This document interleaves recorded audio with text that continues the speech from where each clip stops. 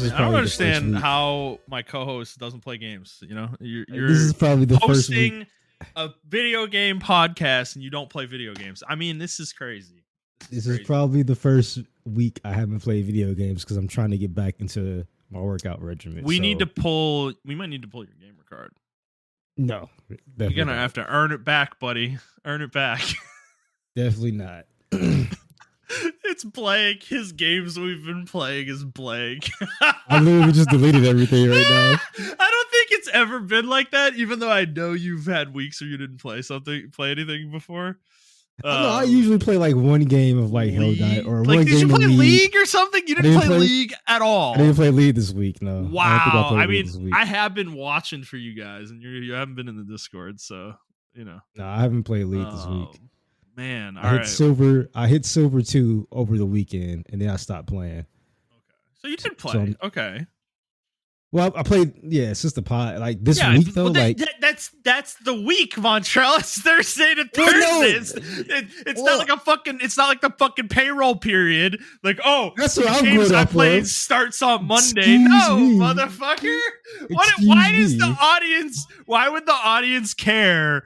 That, like, of course it's Thursday to Thursday. It's from recording to recording. So yeah, you played some games. What the fuck are you talking about?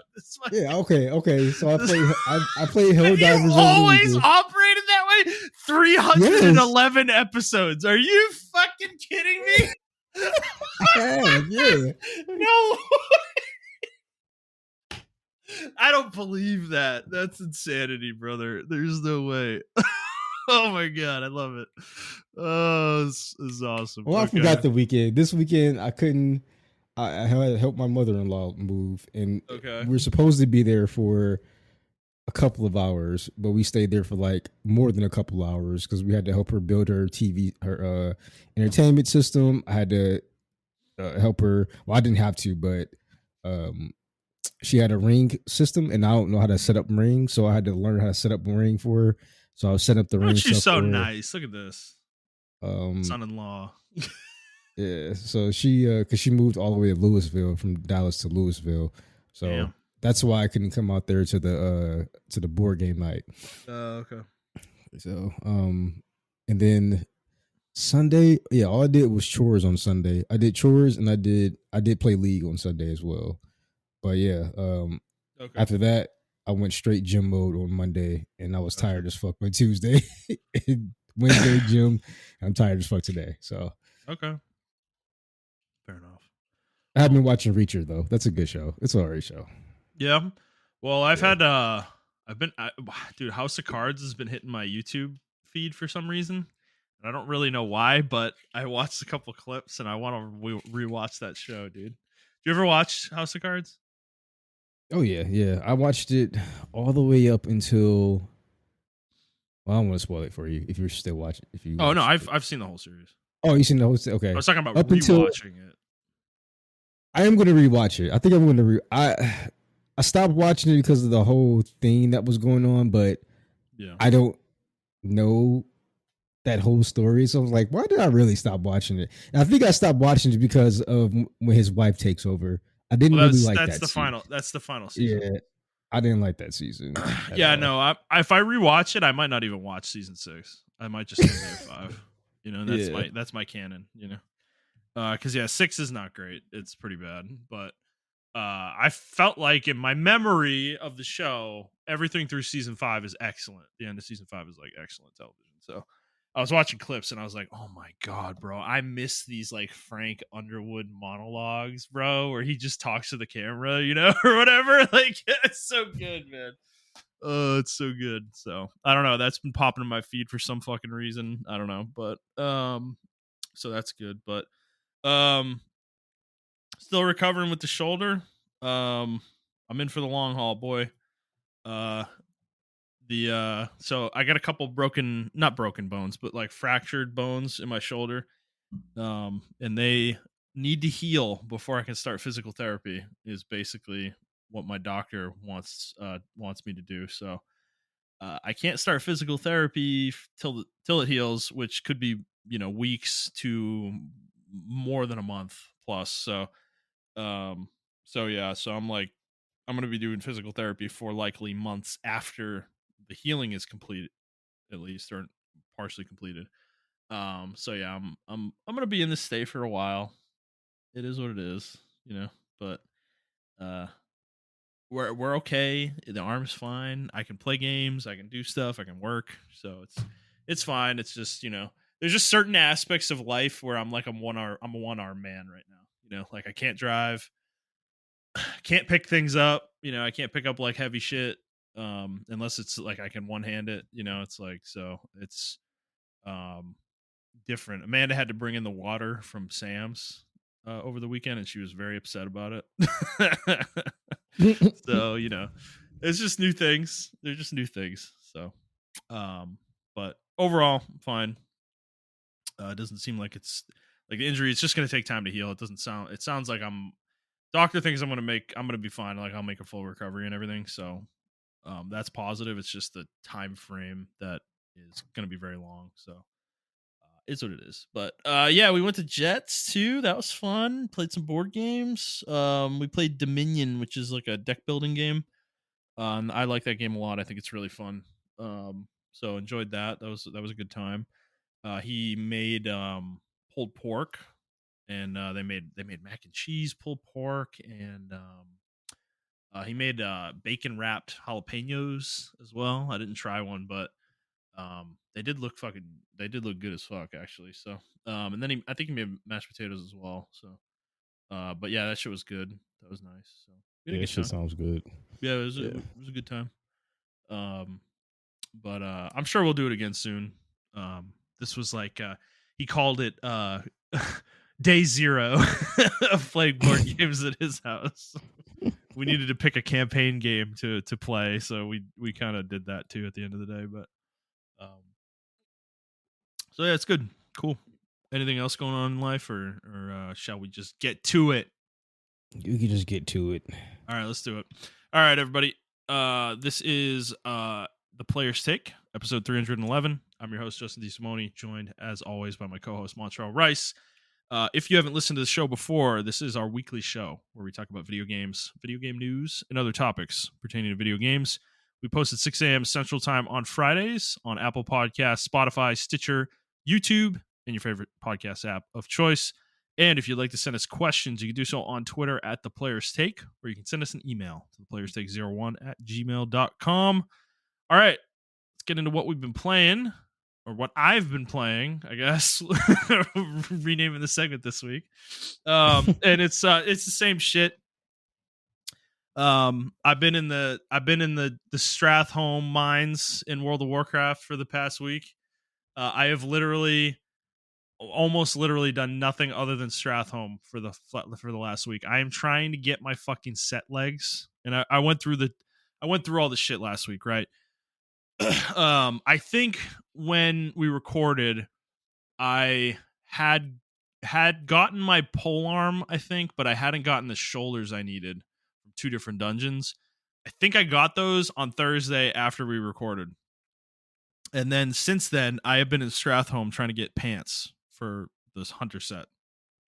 And dude, I don't remember where I left off last week. I think I had done 22 runs last week. So I think I've done 20 more runs in the last week since we last recorded. I'm up to 42 total runs.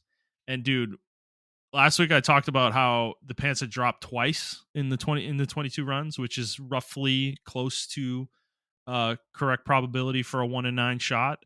And now 20 more runs, and I have not seen the pants one single fucking time, and I want to I'm at the point where I want to go fly to wherever the Turtle Wow fucking people are, the developers, and be like, motherfuckers, this is bullshit. 20 runs and I don't see the pants one fucking time, bro. I'm getting so fucking tilted at this point when I'm doing this place. I'm almost like, I am like close to Exalted reputation with Argent Dawn, which is a very long grind. Like, it takes you a long time to get there. And I'm getting close. I'm probably at, I think I'm at 9,000 out of 21K rep out of the revered to exalted part. Mm-hmm. So I need like 12,000 more, which is still going to take a lot of time. Like it's probably another 20 to 30 runs, I would think. But I'm like, I don't know. I'm just, dude, if I get exalted before I get my pants, I'm going to lose my fucking mind. Basically, it's all I can really say right now, because I'm just so like, I keep running this place, and honestly, I've been getting pretty lucky lately. Like, there's not been other hunters in my groups, for the most part, meaning that no one else should roll on my pants if they were to drop.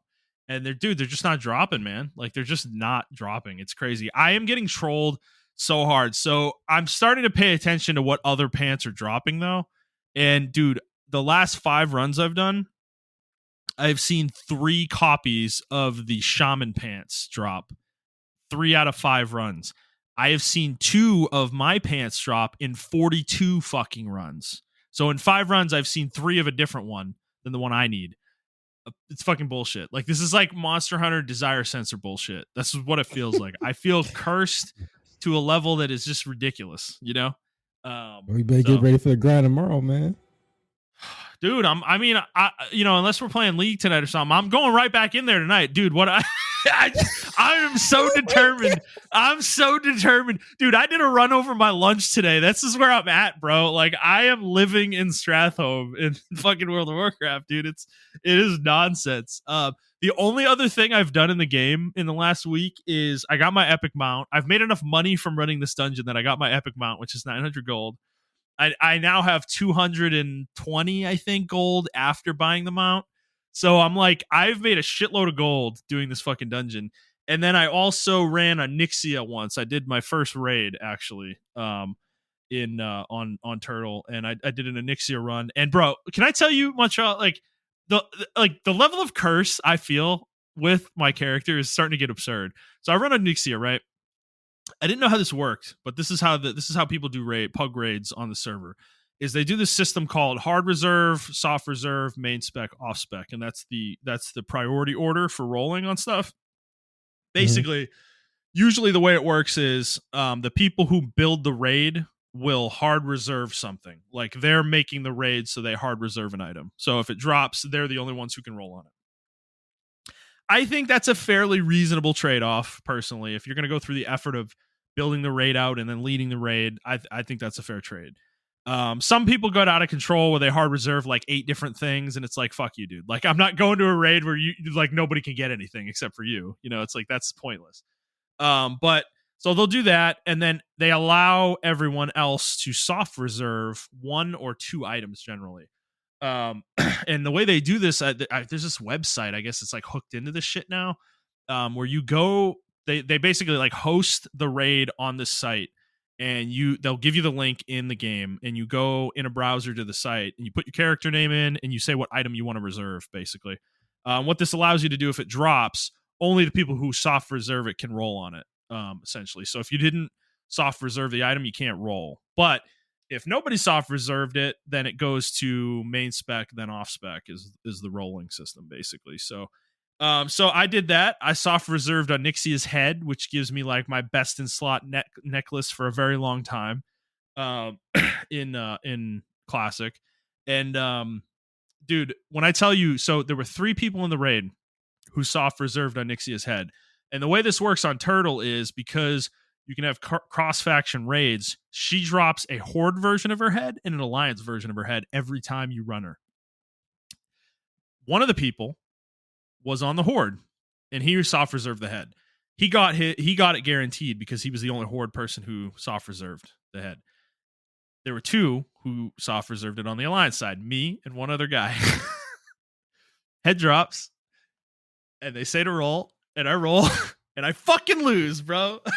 I fucking lose. You know, it's just, and then there were 2 other hunters in the raid also, and the tier 2 head pieces dropped from Onyxia. Both of them already had it. So if that had dropped, that would have been mine too. Guaranteed. I would have won it, you know, and it's like, didn't drop. I just feel, Montrell, that I am just like, the game doesn't want to give me loot. You know, it's just, I'm playing the game, I'm grinding the shit out of this game, and it just doesn't want to give me fucking loot. The only time I got loot is when Amanda came in while I was in the middle of fighting 2 different bosses that I needed loot off of. She comes in, she comes in and fucking like starts messing with me and shit. And she's like my good luck charm, and both the items I wanted dropped. She hasn't done that since. I haven't gotten shit. I think it's like I need her in the room, when I'm running these bosses, because otherwise I can't get anything. Like nothing drops, or if it does drop, I lose the roll. It's just it's just the World of Warcraft life, classic life, man. It is what it is.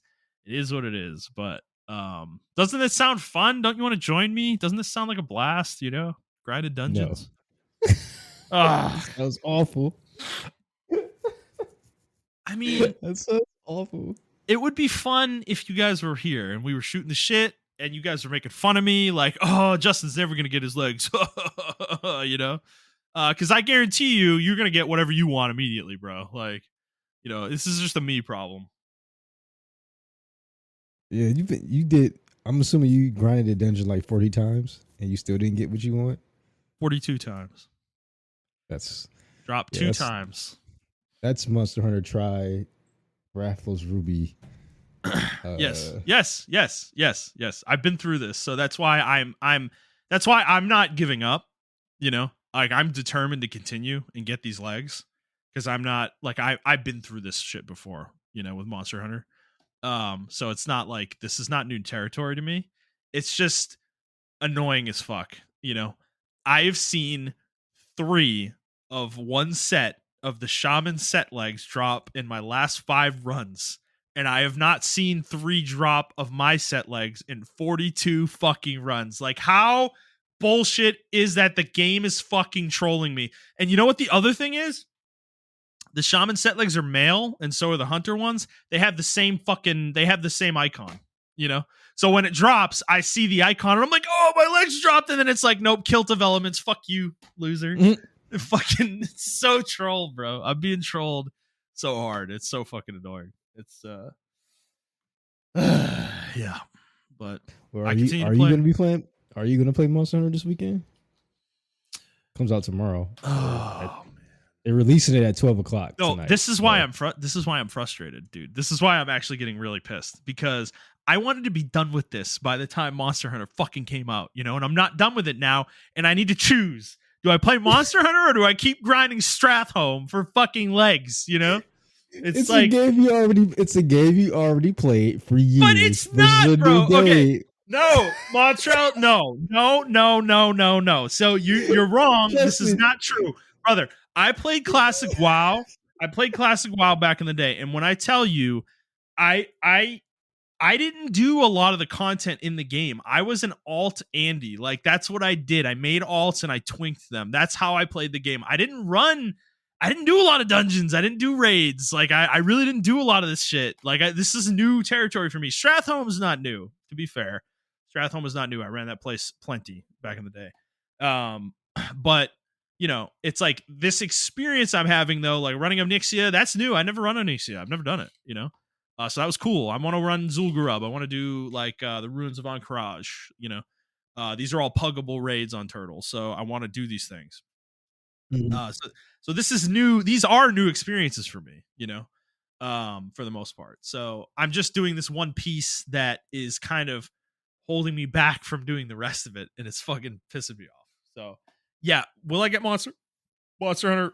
Definitely. Am I going to play it immediately tomorrow? I don't know. Like, what's your plan with Monster Hunter? Like, do you want to co-op the campaign? Because if you do, then okay, maybe I will play. But I mean, the campaign, they said it's like, from the reviews, the campaign's only like 15 hours long, and then the real grinding begins. Right. So I mean, I can blast through the campaign without you, but I can also blast through the campaign with you. I just want to play the game. That's it. I mean, all the changes they showed that they made to the game is significantly different or better than what I saw when I played the game for the first time. Yeah. So they improved a lot of shit. Okay, so why don't we find out how the co-op works? Because if we can't co-op the campaign, this is like a moot discussion.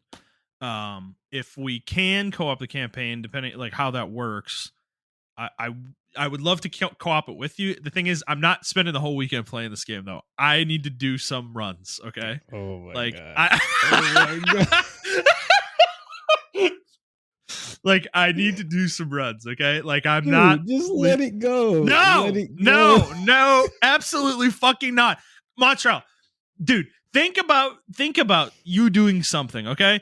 If you did this place 42 times for something and it didn't happen and you quit, would you really want to do that? Like, you're basically deciding that all the hours you put into that are pointless. Like, you wasted all those hours. It was a complete waste of fucking time, you know?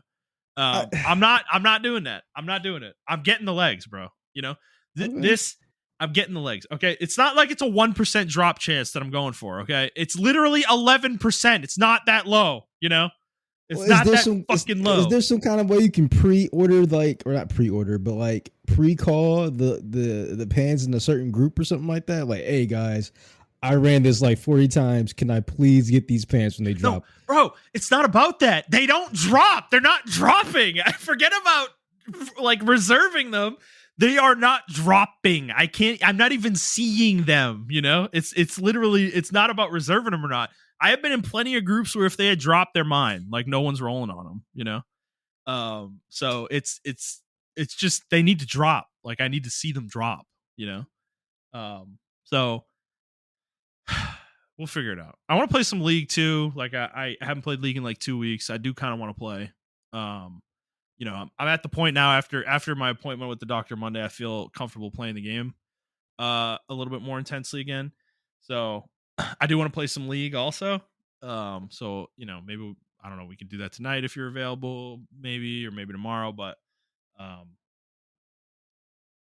yeah. So I don't know. But I'm not giving up on the legs. I'm gonna get them. I'm getting them 100%. Getting them. And once I do, it'll be great. It'll all be great. So, but I've gotten to the point with this though. I'm not mainlining WoW full time right now, because I just like I want the legs. Okay, once I get the legs, that unlocks a lot of other things that I can go do that I want to go do. But basically what I'm doing is I'm logging in, queuing up for Stratholme, and then I'm playing Wuthering Waves while I wait for the dungeon to pop, the queue to pop, basically, because it's not quick. I've been in queue for an hour plus before with nobody playing, nobody doing the dungeon. So I've actually been playing a lot of Wuthering Waves, and I have cleaned up. I've caught up on the main story completely now, and there's a new event that came with patch 2.1. That was like it's a new area with like a whole fishing kind of mini game mechanic in it that they've introduced into the game. And this area is really cool, dude. I like it a lot, actually. It's like 4 or 5 islands. And there are all these fishing spots, and there's this whole kind of mechanics around fishing where you have a boat, you kind of float around and sail around and stuff, and then you go to these fishing spots and you fish. And it's a very simple mini game. You know, it's just a timing based game. You're kind of hitting like a bar within another bar, you know, like kind of and then like I don't know what to call it, like a I don't know, a clock hand or whatever is like, you know, moving, and you need to like time it, you know, or whatever. So it's very simplistic. It's very simplistic mechanic, but it's satisfying. It's fun. And you'll get fish, you'll catch fish, and they have different rarities.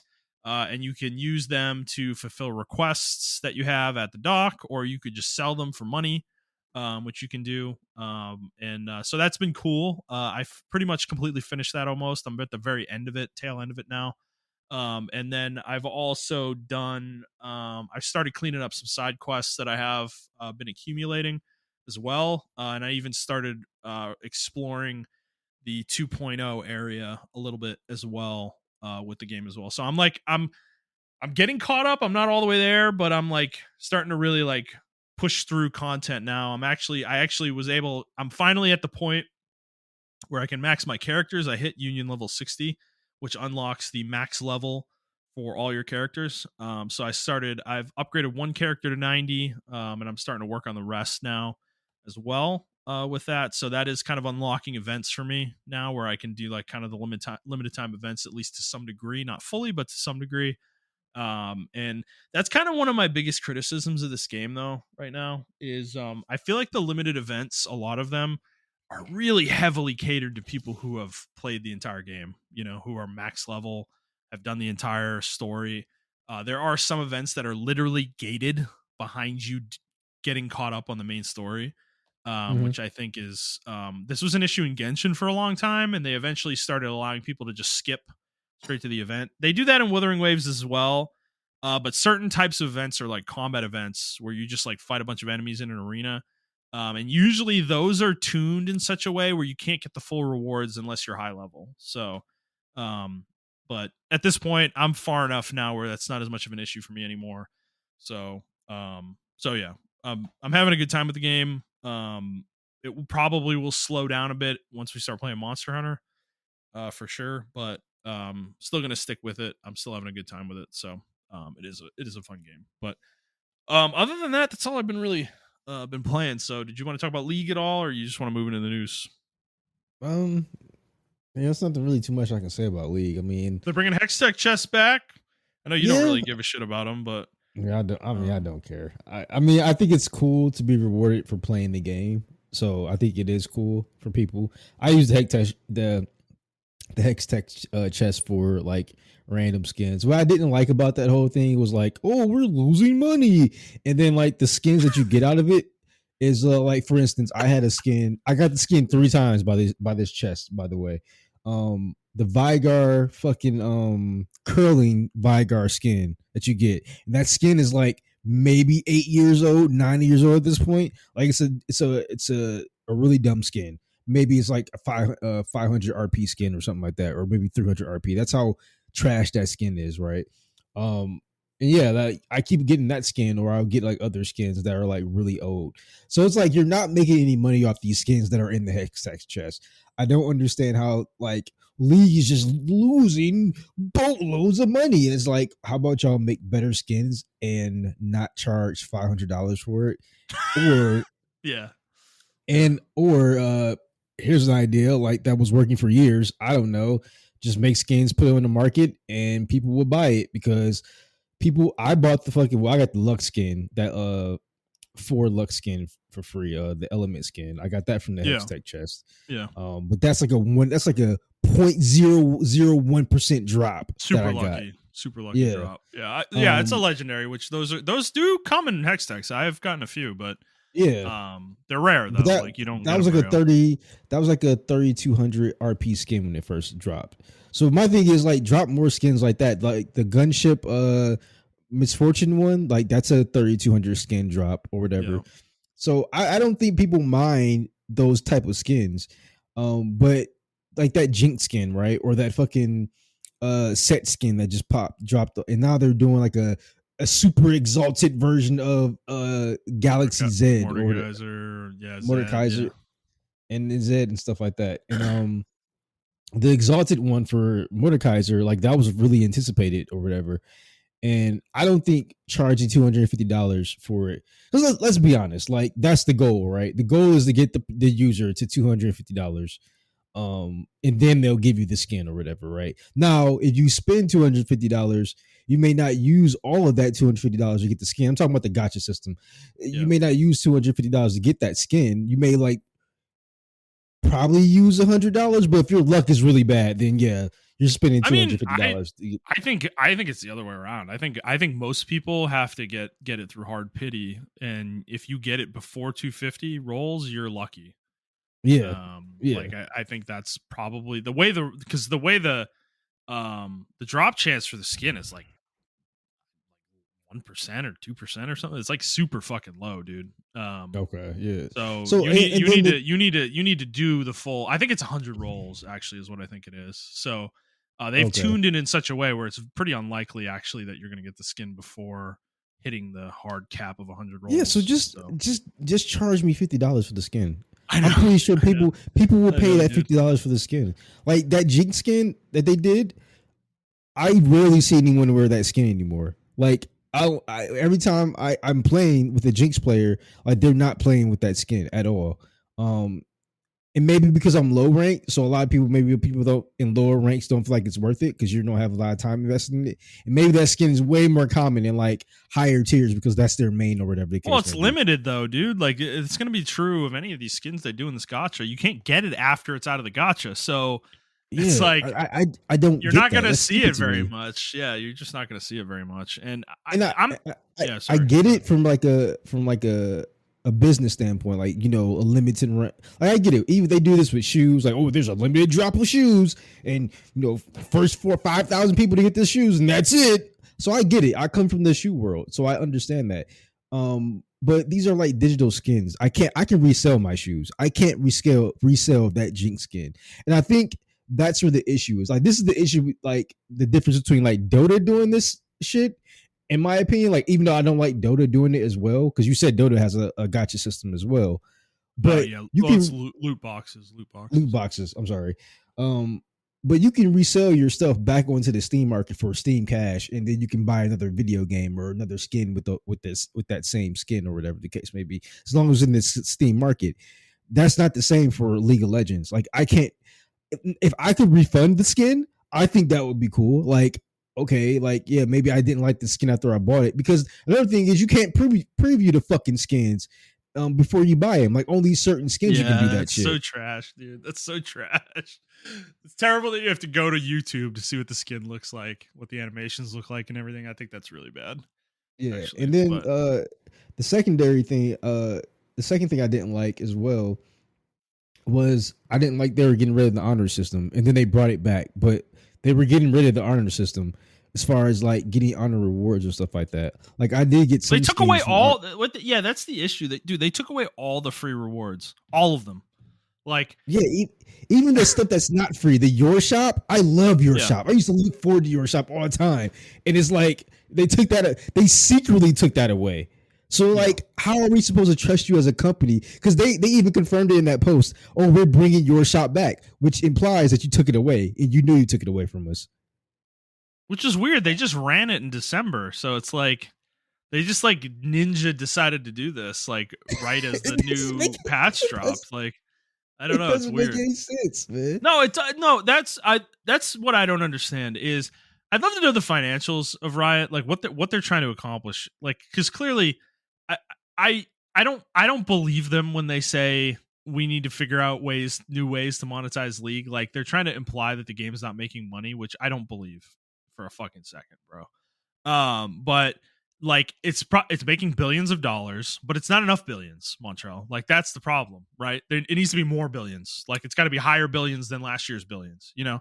And it's like, this shit is the reason these games die, because like, Riot's going to kill this game if they continue to chase money like this, because they're putting in $250, $500 skins, this gacha thing that they're doing. They are just ratcheting up the amount of money that they are requiring people to pay to get cool shit in their game. And it's getting to the point where you're going to continuously box people out. Like, certain amounts of people are going to shave off. And if you don't ever come out with new skins that they can afford, they're not going to spend money at all, bro. Like, I think I'm kind of rare in the online game space, where I'm the type of player where, like, I get like one skin I like and I just main that skin forever. Like, I have most of the Jin skins and most of the Vara skins, and you can attest to this. I play the same ones on both of those characters every fucking game. I almost never change it unless I'm playing with you or Jet and you guys want to like match up with like High Noon or something. You know, I don't. Yeah, it's like a theme skin you want to. Yeah. Otherwise, I play the same two always. Like, and when a cool new one comes out for Jin that is cooler than the one I'm using currently, I'll use that one forever. Yeah. I'm just gonna swap it out and I'm gonna use that one forever. It's like, that's just the way I am. So I'm not the type of person who really buys skins very often, because I'm practical about it. I'm like, if I'm not gonna use the skin ever, why am I buying it? You know? Yeah, and I get that. But most people aren't like me. They like to collect, dude. They like to buy this shit. They love to support the game, you know? So it's like, yeah, and I think that's fair. And then, like, for my character, like, Kendra's my favorite character, so I literally have every Kendrick skin now. I got the prestige porcelain Kendrick skin, which I've been trying to wait for to get for months. But I got that skin. The only skin for Silas I don't have is his fucking prestige Project Silas skin, or in the Battle Wolf Silas skin. I hate that skin. Yeah, I mean, I buy for my characters. I am one of those people. Like, if I like the character, I'm gonna try to collect every skin for them. I think Lux. I like Lux and Ari, but I'm not. I'm not. They have way too fucking Well, many you know, skins, now that bro. you're saying that, I actually tried to do the same thing. This is why I liked your shop, because it usually picked the characters you play and gave Yeah, you skins for them. And I will say, like, every 3 months or so, I'll put $50 in the league, you know, and I will buy shit out of the your shop, or I will buy the battle pass, you know, or something like that. That's usually how I spend money in league. Those are really the only two ways. I don't go into the shop and look for sales. I don't really do that, you know. But if your shop's up, I'll put some money in the game and buy those skins, you know. So I have accumulated a lot of skins for the characters I play. And so so there is a degree of it. I'm just not a huge spender in league. I don't put a lot of money into the game. yeah, and I You know, think but that's fair. I just I but it's think not their whole zero. thing It's not is zero either, though, to be fair. So yeah. But I think their whole thing is this. They're like, oh, we're losing the player base. The player base is getting older and stuff like that. And I understand that because you have Fortnite now. You have, yeah. other games that are like taking your core that will people will grow up with these games. So like we're getting phased out. Like the 30-year-olds, the 36-year-olds, like Tyler, one and everybody else, we're slowly phasing out of the game or whatever. And it's like now they need to get new blood in there. So I understand why they're updating the game, even though I don't like it. I understand it. Yeah, My but they're my problem overestimating how valuable their shit is, you know. that and my main problem with League is they don't know how to get in new players. Um, No, I it's mean, awful, bro. yeah, if we It's tried to so get DJ to play, I tried to get DJ to play this game. It was the most miserable experience for him. We tried to get Brian to play this game, miserable experience for him. Like he doesn't even want to touch this shit anymore because it was just so fucking miserable. Like they need either better bots or they need like a queue where new Yeah, new players, player queue. Yeah. yeah, new player queue, and it has to be Smurf prevented. This is why they need to do like the phone number thing. They need to do something to prevent Smurfs. I understand like the phone number. People could just make robot phone numbers, and I understand that, but you would have to go through an extra layer of security to do that Social because security number. That's it. nah, I can't do Something that. serious. Something maybe not that, but something that's unique that you can't spoof. Yeah, Um, like figure out what that is, because I just I'm sorry, smurfing is one of the like lamest things that you can do in a game, and it's not fun at all. We did it with Brian because out of necessity, because we didn't want him in our queue. And it was stupid as fuck. We were just like literally lol stomping games, you know. Like I was playing Diana, a character I've never played, in a role I've never played, just wrecking people, you know. It was so dumb, it made no sense. So yeah, and it um wasn't fun. yeah. And even when Brian was playing against new players, like these players may have had experience in other MOBAs, so they know the the dance or the rhythm of a MOBA coming to this. And when he was trying to play those, like he couldn't really get the rhythm because this is like a brand new experience for him. And I understand that sentiment, but like for me, I feel like I even cheated. Like I played like a mobile MOBA before I even played League, and that's when I was like, oh, okay, I think I actually like MOBAs because I was playing this mobile one for like a year before I even started playing League, and then I started Mm, playing League, and I was like, okay, I'm gonna start playing League. It was like literally like a carbon copy of League on my phone, yeah. and I remember this is when like Facebook. I don't know if you remember when Facebook had like these groups that you were in, and I was in this like it was like called Michigan Gaming Group or whatever. And I said, "Hey, I'm trying to get into MOBAs. Which MOBA should I get into? Should I get into Dota or League?" And people were like, "If it's uh start with League is easier first, and then go to Dota." And I was like, "Okay, cool." And I just started with Dota League, and I never looked back. You never went to Dota, yeah. Yeah, I never went That's to Dota. very fair of you. But Yeah. yeah, I just think they need to do something. Either, I mean, we have AI now, like have the AI read players' movements or something like that in the background, and then apply it to the training bots, and then just use that. Because I mean, when you play training bots right now, they still do the 2-1-2 Oh my god. lane thing. It's insane. That is insane, by the way, that the game hasn't been 2-1-2 in like 13 or 14 fucking years, bro.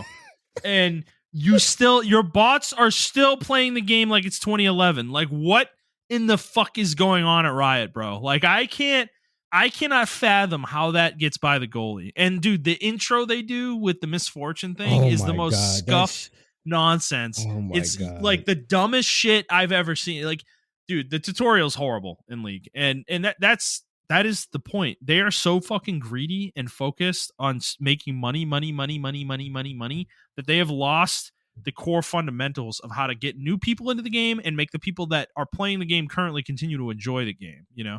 And I mean, to their credit, they do things like the map changes this year with the Noxian theme and adding new shit into the game. That's not for new players though. No, that's what I'm saying for existing players, right? They're keeping the game engaging for existing players. They do that part well, but they don't do the new player stuff well at all. It's like they've completely ignored it to the point that, of course, the game's not making as much money probably because, you can't get new people to play the game. So it's like, as your existing player base diminishes, obviously you're making less money. And the other thing is this gacha thing that they're doing is, bro, they are so out of touch with why gacha is successful. Okay. It's not just the gambling part and people being addicted to gambling. What do Genshin Impact, Wuthering Waves, Honkai Star Rail, Tower of Fantasy, all these games have in common with their gacha that League doesn't? What do you think it is? Well, I'll try to guess. Give me like 3 tries. So I'm assuming one of them is like the characters, obviously. Mm-hmm. The tiers of characters you can get, right? I think that's a huge component of it. Absolutely. But like the weapons, the item tiers you can get as well. Like maybe you get like a level 5-star sword or something of that nature. I'm assuming as well, right? Yeah. So the first one, you're 100% correct. Second one, but there's one more component there's one more component I'm thinking of that I don't know the other component then. Okay. What's the other component? So you're right. You were kind of on the right track with the character thought, right? Is when you're rolling in those games, you are rolling for a character, right? And that character specifically has like a design, that people may or may not like, right? And for the most part, these games are extremely good at designing characters that are very appealing in some way, like visually or aesthetically, right? So that's one component, because what League is trying to sell is they're trying to sell a skin for an existing character, right? So the character already exists and has existed. You're not getting the character, which you can. I think you do get the character if you don't have them, but who the fuck? Like, it's worthless. Who gives a shit, right? Like, it doesn't mean anything. If you want to play Jinx, you just spend blue essence on her. That's not a good throw in the league terms, right? So you're rolling on the skin. And the other difference, this is the key component, is that in gacha, all these characters, you are rolling on gameplay, literally unlocking gameplay systems and mechanics of that character. Every character in these games that you roll for plays differently. They have different kits. They play differently. They move differently. Their moves work differently with other characters. You are literally rolling on gameplay. You are unlocking gameplay when you roll on these characters and you get them. And that is a huge, humongous component to Genshin Impact, Wuthering Waves, Honkai Star Rail, because that's what is fun about the game, is building these new characters and building teams with them and seeing how they play and like experiencing that new gameplay loop or rotation or whatever in the game. League is not selling that at all. You're literally just getting a cosmetic skin that doesn't affect gameplay. It's totally different value proposition there. And I think they like missed that when they were doing their fucking marketing analysis or something. It's like, are you stupid? Like, how do you not understand that when you're going through making this, dude? The idea that you're going to charge $250 for this skin when, dude, brother, I can guarantee a 5-star in Genshin Impact for less money than that, which is absolutely a better deal than your stupid fucking skin is in League, which is insane to say, but it's true.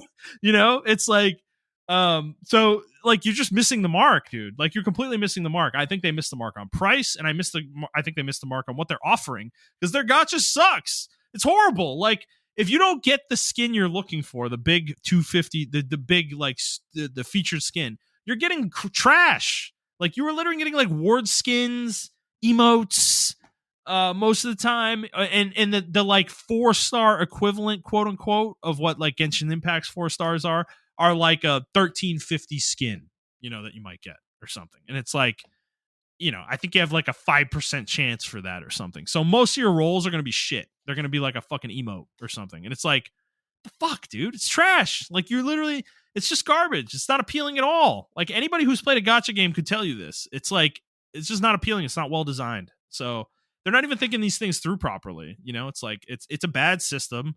I don't think it's appealing. I would be surprised if they're making a lot of money off of it. I don't think it's something the community is probably engaging with a lot, but maybe there are more people than I'm thinking. But I just think they're not like, and also I think the other problem I'm having with the monetization with them is just like the pricing is insane. Okay. Like this gacha is crazy. To guarantee the skin, you need to spend $250. And then they have this Ari skin they came out with, the like $500 Ari skin or whatever, and they had like a $250 version. Like, what are we doing, guys? Like, so the Ari skin one is very egregious to me, and I think it was super. I think the Ari skin one is more exploitative than the gacha system one, right? And I'll explain why.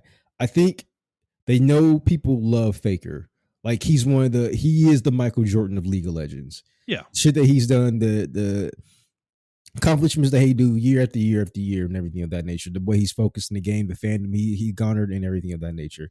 To take advantage of that and to celebrate him in the way they celebrated him in by saying, hey guys, don't you love Faker?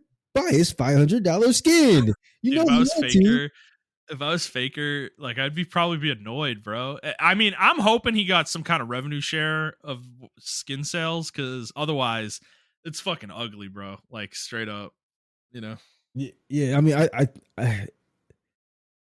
it was to the point where people were banning Ari. Yeah, fuck it, fuck that. Yeah, so I've only seen the skin like twice. Yeah, same. My time playing, so it's like, not that I don't know, man. Bought it. Yeah, not that many people bought it. Well, so that's the other issue. This is the other issue with League systems, by the way. There are too many champions, okay? So if you play fucking, like, because I'm going to guess most people are probably like us. They buy skins for the champions they play, and if you only play 3 or 4 champions, you're not going to buy that many skins over time, more than likely. So that's the other issue. I think that's the other issue with the game, is they're making too many characters. So now they're spreading their skin development team thinner, right? So let's say they release 10 skins a week. Well, when you have 100 characters, you're releasing skins for 10% of the 10% of the champion pool. When you have 200 characters, you're still releasing 10 skins a week.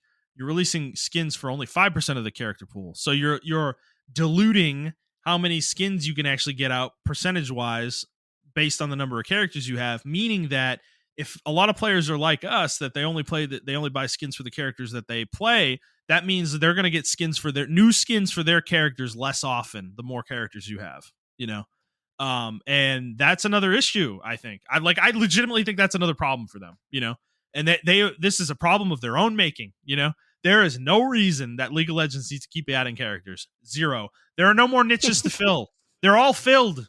There's nothing, like, dude, they're at the point, like, I'm sorry, Mel, not an interesting character design at all. The character exists in 3 other characters. So that's fucking Ambessa, same shit. It's like they are literally just combining different designs they've had together before to make new characters. These aren't interesting characters anymore. Like, Hui is like the last interesting character they've come out with in the last. Yeah, I actually did like Hui's. I don't like his design, but he's unique in League, right? Like, he's unique in League. Briar's not unique. There's nothing interesting about Briar. Smolder's not unique. Yeah, she's just shittier Warwick. Like, literally. Like, Smolder's not interesting, bro. Like, there's nothing. These aren't interesting character designs. So they have run out of ideas, straight up. Like, I'm not excited by new champions anymore. Like, and that's another thing. I think they should stop making new champions. I think they should go into like a champion. Cancel champion, like, making hiatus for like at least a year and a half, and just focus exclusively. 1 year. Do one big one a year, and it's really special, Yeah, And I think that even if you do that, because I do remember a time when making champions was special. Like I remember when I joined and when I first started playing League of Legends, I started playing around the time Kindred got in there, and I remember how people were excited for Kindred to finally join the game and everything of that nature. And then other characters like Set was a really interesting character when he joined the game. Yeah. I don't know, like Zaya and Rakan, they released both of them on the same time. Jin, I'm sure, like Jin, dude, yeah, Jin is like so Jin, unique. Jin is very unique. His alt was supposed to be Senna's alt. Yeah. So even Senna, I think Senna is like very unique. People have been waiting for Lucian's wife forever, and we finally got that. So it's like, but the one thing you harped on was Mel. Mel was designed to be a noob friendly. And I think this is the problem they have. Like, this is why you need like a new champion or like a new player queue, because Mel can be played in the new champion queue, but then she's gonna be punishing to new players. Like I don't. They already have noob friendly characters, bro. Okay, we don't need to make new ones. Okay, Briar's noob friendly. Like Annie's there. Ash, like there's plenty Lux of them. Is there. Lux is there are plenty of characters in the game. That's my point. Releasing new characters is not solving any problems that the game has at all anymore. Okay, like I am serious when I say, since we started playing a League again, I think this was 2021. I think is when we were playing, like December 2021. The only character that has been interesting that they have released that I can think of is Hui. Everyone else, like all these other champions that they've released since then, I am so whatever about. Like, I think they're all super lame. Like, I don't think any of them are interesting. Cassante is not interesting. Briar's not interesting. Smolder's not interesting. Mel's not interesting. And Bess is not interesting. It's just like, I'm trying to think of Aurora. She's probably the only other one I can think of that's kind of cool. Yeah, you know what? She's got a cool kit. I like her. I think her kit was really cool. Yeah, I like her design. Her kit was really cool. Yeah. Overtuned, but like I like her design. So okay, maybe that's another one, but it's like a couple, out of what 12, they just 15. Put her in but they released so many characters, like she's just in the back burner now, like yeah. Like they over nerfed her and she's not really that great anymore, and it's like that's another. I mean, like who's doing their play testing for these characters? There's no way. Nobody, dude. Nobody like that they released Mel the way they did. No, like I listened to Tyler. Tyler One mentioned this on stream that he met with Riot's character development team a while back. And he asked them specifically, do you guys talk to the balance team when you're designing champions? And they said no. And I was like, what? Are you serious? How is that possible, bro? That seems insane. Well, it was, I think I was talking to, or not talking to, but I was watching August, and he said like they had to change some things the way they did things. Cause like they were talking about Vel'Koz or whatever, and they were like, "Oh, we're playing Vel'Koz in the playtest, and he was like super badass. Nothing was going wrong." So when the balancing team got a hold of him, they're like, "Dude, what the fuck is this? Like, all we had to do is constantly gank him. He's ass." Yeah. Like, and they're like, "Oh, okay, maybe we should do something about that," And it's like, yeah, maybe you should give it to the balancing team and like. Who are these champion designers? They don't know the game? Like, what of course, like, ganking is part of the game, bro. Of course you should design around that idea. Like, I don't understand. Like, what? It's so weird. Like, I don't know. Like, oh my god. It was something he was saying. He said with Vel'Koz in particular. It makes sense. He's not mobile. He has no mobility, and I think that's his only CC. His only CC is a knock up. Yeah, and I think that's a good weakness. That he didn't have a knock up. That's what it was. Yeah, I'm sure that's what it was. Yeah, that would make sense. Because I mean, their champions need to have weaknesses, right? But the problem is, I think they design these champions to where they just don't have weaknesses. They're like, oh, this is just so fucking cool. Like, what if they can do this, and that, and third? And you're like, okay, but they need to have a clear weakness, I don't know, but I don't want to stick on League too long. I'm already sorry. No, I know. Yeah, we've been ranting for a while, but I mean, point being, I don't know. It's frustrating because it's a good game. It's a great game, and I'd love to see it thrive for years to come. But I do think Riot has gotten too focused on making money, instead of making a great game. So it is what it is. But all right, move on to the news, Montrell. We got a few stories this week. We got a Pokemon Presents presentation today. There were a few announcements. I don't think we're gonna go through them all, though. Like, we're really just gonna focus on the last one because it's really the only one super relevant to us. They announced a new Pokemon Legends game, Pokemon Legends ZA, and it's looks like a basically kind of a spiritual sequel to Arceus from a few years ago. And there are some differences with this one. It's going to take place in the X and Y region, and you're going to be in the city, the main city from that region, basically what looks like Paris, the equivalent of Paris in the Pokemon universe. And this game though is introducing new combat mechanics, in the sense of it's going to be a little bit real time, where you can dodge attacks with your Pokemon, which is going to be a new thing for the Pokemon games. But of course, they're putting this in a side game, where they like to experiment sometimes. Which is safe. And it's safe for them. They're not risking pissing off the community, putting it in one of the mainline games. But so yeah, Montreal, what did you think of this? It's coming in late 2025, is what they said. So it's funny when y'all were talking. I was in a meeting, so I didn't see none of this. Right.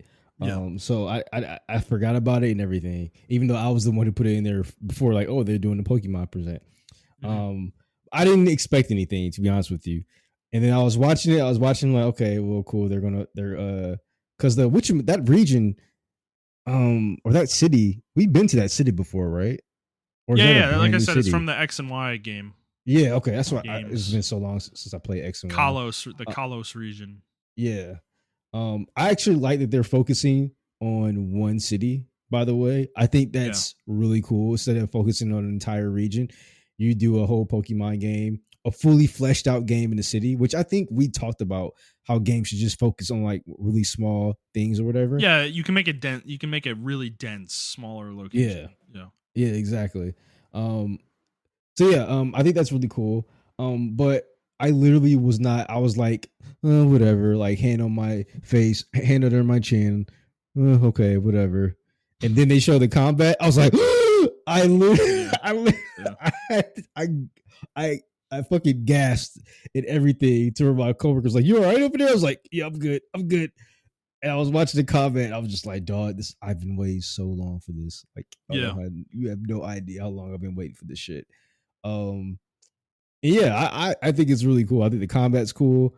I am weary on the story though. I mean, because obviously this is not a traditional Pokemon game, so you're not going to be like fighting in gyms, obviously. So I am weary of the story and everything like that. The wild zones look pretty mid. From what they showed, like they looked like it was literally like a block. Is the wild zone, and that was it. Yeah.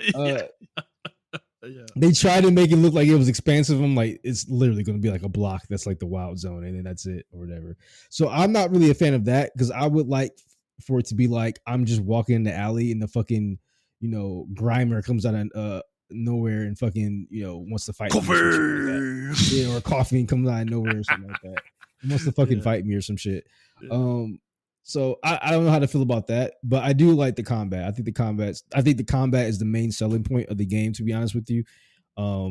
It does remind me a little bit of Power World.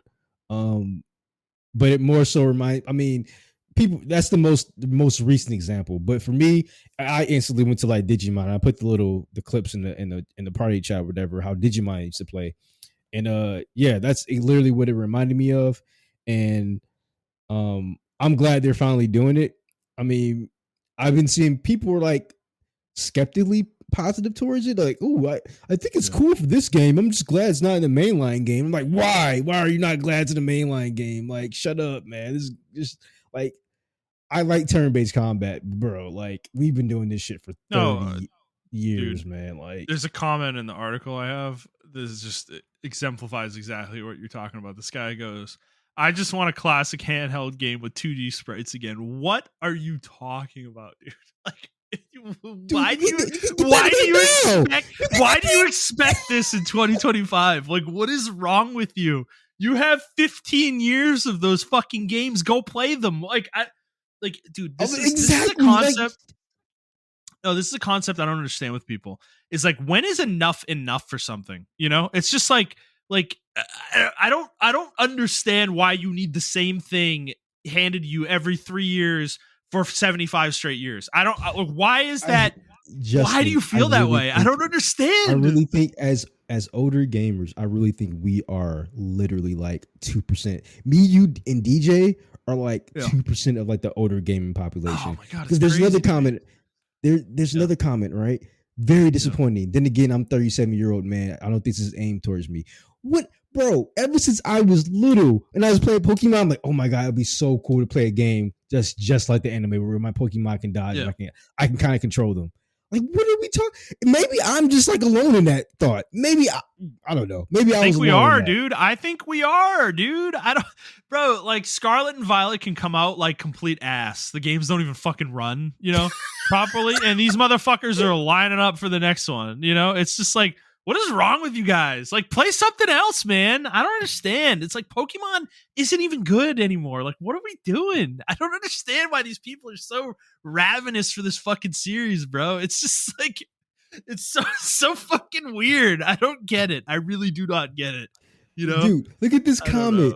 As a diehard Pokemon fan, I'm massively disappointed. After years of criticism, it's still business as usual for this company, and it won't matter because this will be a top selling game for Nintendo. What are we? Okay? First of all, when was the last Pokemon game I bought? The last Pokemon game I bought was Shield, wasn't it? Sword Shield. Yeah, Shield. That was the last one I bought, which we liked. We did. Yeah, I liked that game. I did like that game. Which is an unpopular opinion, by the way. I don't think those. Yeah, I think I don't think those. Yeah, I mean, granted, they aren't the best. I just like the gym theme. Like, that was my favorite gym theme out of all of them. And then I think I did buy X and Y, but I didn't buy any other games after that. And then before X and Y, I did not play a Pokemon game for a while. I borrowed Black and White from DJ, and I beat that game, so I never bought that. I emulated Gen 4, which is Diamond and Pearl. Yeah, the last one I really bought was Gen 3. Like, that was the last time I was really invested in Pokemon. So for me, I kind of been away from the franchise, and I get this, right? Like, I would have been like this if it was the same combat, the same shit over and over again. I'm just like, whatever, man. This is the same shit over again. I don't understand this comment. Like, now I'm in a Twilight Zone with this shit because I'm like, this is exactly what I wanted. Like, they changed the way.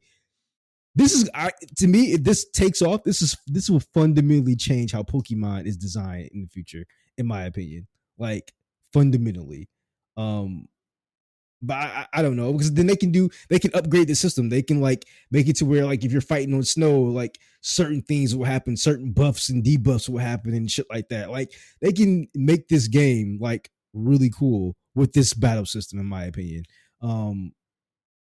But I don't know. Just from reading the comments, Reddit was actually surprisingly positive on the game. But that was a Pokemon Reddit. I mean, maybe they're just fanboys of Pokemon. They're just going to take anything. They'll just go with anything Pokemon comes out of. But even the YouTube comments were like very positive for it or whatever. This is not the first time. Like I said, I saw some people were like, even some of my friends, when I showed them, I'm super excited for this. They're like, this shit's ass. And I'm like, what? What are you talking about? This is ass. Like, this ass. I just play Power World. I'm like, okay. I can't believe they sued Power World over this. And I'm like, oh my god, okay. Power, like, bro. Cool. One of my other friends was like, I don't know, maybe I'm just jaded, but I'm not really impressed. I like the older Pokemon games better. And I'm just like, all right, man. Well, Pokemon's never going to change. Go play him, dude. Go play him. Okay, just. Like, I can't stand when a series tries to evolve in some way and people are like, oh, man, I preferred it when it was like, oh, yeah, the old games are still there, brother. Go play them. I don't understand. Like, what are you complaining about? Shut the fuck up. Like, you just want them to keep the same mechanics for game after game after game. Like, what well, are the only game or franchise to successfully move on to the next phase of their thing, in my opinion, was like Monster Hunter. They did Generations. They were like, don't ask us anymore for this shit. This is the last time we gave you everything in Generations. Well, God of War did it too. You know, there was a big transition. That was a big transition. Big change. People hate that now. There's a movement. I'm Justin. I'm telling you, bro. I don't know how your YouTube algorithm is going, but like my algorithm is fucking crazy. There's a movement now. They're like, oh, I just want the old God of War. I don't want this soft Kratos, this warp Kratos. Dude, it's like, dude, there are 6 of those games. Go play them. What is wrong with you people? Fuck. I don't understand, man. I cannot. Brother, Montrell, 6 games. How is 6 games not enough? I don't like. What is the number? What's the magic number? Is it infinite? Is the number infinite? You just want infinite games that are exactly the same, you know, like that never change. I don't. It's just, what world am I living? And you know what? I lied. Resident Evil did this. Resident Evil did a good transition job as well with 4. What the fuck, dude? That was a very risky move. God of War, I don't understand. There's literally 6 of them, you know, that play like that. How is that not enough? I just like, what do you want? David Jaffe hasn't been part of this fucking series since like 2, dude. Okay? They're not making those games anymore like that. Okay? Like, move on. Get over it. Like, how do you hold on to something like that for that long? Okay? Like, Ascension came out in like 2012. It was like 13 fucking years ago. You know? Like, move on. How are there people talking about this shit? I think because he tweeted out that he didn't like the new direction of God of War. And it was like, I agree. They came out of the woodwork. Yeah. But like, they're like closeted. Like, dude, it's like us with Zelda. Okay. Right. Like, we don't love Breath of the Wild. Okay. Like, we've talked about it a lot of the show. Right. Yeah. But I'm not. I don't want it to go back to Ocarina of Time, though. Yeah, I'm not saying that. Yeah, exactly. Like, we just want like a middle ground, right? And I think I don't know, Trails of the Kingdom or whatever the fuck it's called. Did I say Trails? Oh my god, Tears of the Kingdom, dude! I'm so deep in this rant right now. I can't even remember what Zelda's called. Tears of the Kingdom may very well be that, but it's like we're not like harping on it, dude. It's not like I'm not holding a grudge against Nintendo. Because it's like, oh, they abandoned Zelda. Bro, they've abandoned Zelda. Zelda's been abandoned since like Skyward Sword in like 2010 or whatever. It's like, I have long moved on from this argument. You know, it's just, if you ask me about it and want my analysis of the game, I will talk about it and bring it up. But I'm not like going on a forum like, oh, I'm so disappointed in Nintendo. They're making another one of these open world Skyrim style Zelda games. What the fuck? I don't know why Donald Trump is talking right there, but whatever. You've unhinged me with this. I want my Ocarina of Time. I just want to play that. Okay. I want the biggest Hyrule that there's ever been. You know, I don't know. I want it to be contained though. I don't want it to be. You know, because some say Ocarina of Time was the best one. I think I want a water temple. I want a fire temple. I need a dragon at the end of one of them. You know, I need to be fighting with a hammer. But see, isn't that the point though, right? Yeah. How many Legends Ocarina of Times clones did we get? Let's be honest, bro. We had Ocarina of Time, Twilight Princess, Majora's Mask. I'll even put Skyward Sword in there. Majora's Mask isn't I think Majora's Mask is actually pretty unique in that group of 4 games. I think it's pretty unique. Yes, I still consider it. I mean, as much as I love that game, I'm not going to be biased towards it. It's still Ocarina of Time clone. You're right. It's just really well made, but you're right. It is really well made, but I'm not going to be biased. It's an Ocarina of Time clone. You're right. I still think Wind Waker, even though that's unique in this way, I still think that's it's the same format. Yeah. I mean, Tears of the Breath of the Wild and Tears of the Kingdom really does break the traditional Zelda format, right? And then you have like the Link to the Past format that they were using or whatever for all the 2D games or whatever. So it's like they have, and there's like, I think they're like maybe not seven, maybe like 5 or 6 of those style games within the Zelda game. The only one they haven't really returned to is Legend of Zelda 2, the side scrolling one. They haven't returned to that format at all. Yeah. So it's like, you have all those games to go back to. And in Pokemon, in regards to Pokemon, if you really want to play a 2D, first of all, if you don't want to play like Nintendo stuff, there are so many fan-made ROMs out there that are just as good in quality as a regular Nintendo game. Guarantee you. Me and DJ played one called like Pokemon Pollution or something, some crazy shit or whatever, where they're like evil Pokemon in the world or whatever the case may be. It was like a more harder version of the game. I can't remember what it was, what the name of it was called, but we played it a long time ago in stream. But like there's also the fan made ROMs for that, right? But regardless, if you want to go back and play the sprites, brother, you have Red and Blue, you have Gold and Silver, you have Diamond and Pearl, you have fucking Black Ruby and White, Sapphire. Ruby Sapphire. Like you have yeah, I mean, yeah. If you don't, X and Y is 3D, right? That's the 3D one. So if you don't want to play though, I thought X and Y was 3D.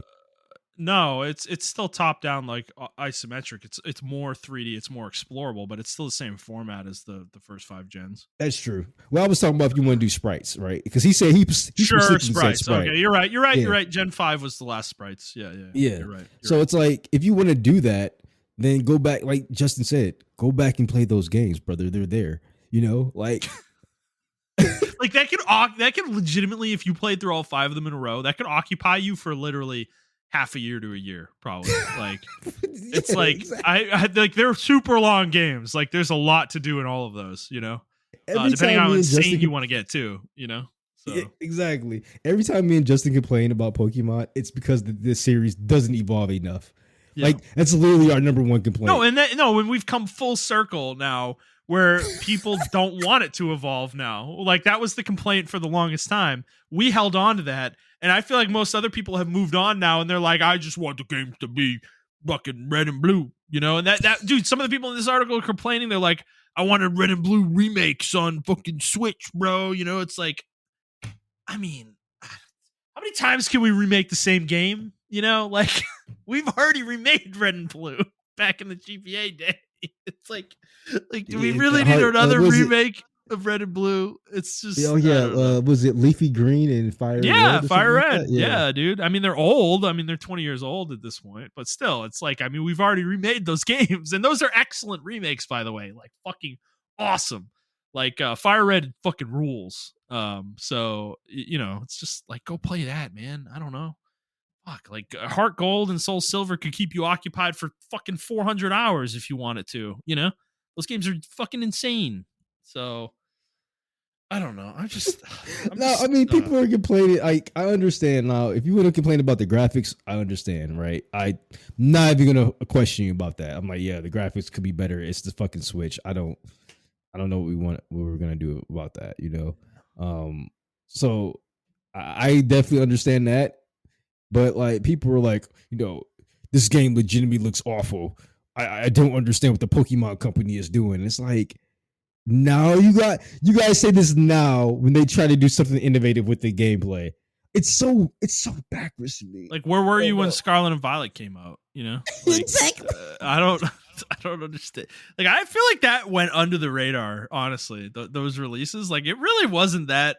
People weren't that crazy upset about those games, which they should have been. It's fucking insane, dude. Dude, I thought it was going to get shitted on. And I remember when people were playing it, and they're like, oh my God, this game is so good. I love it. And I'm like, are we looking at the same game?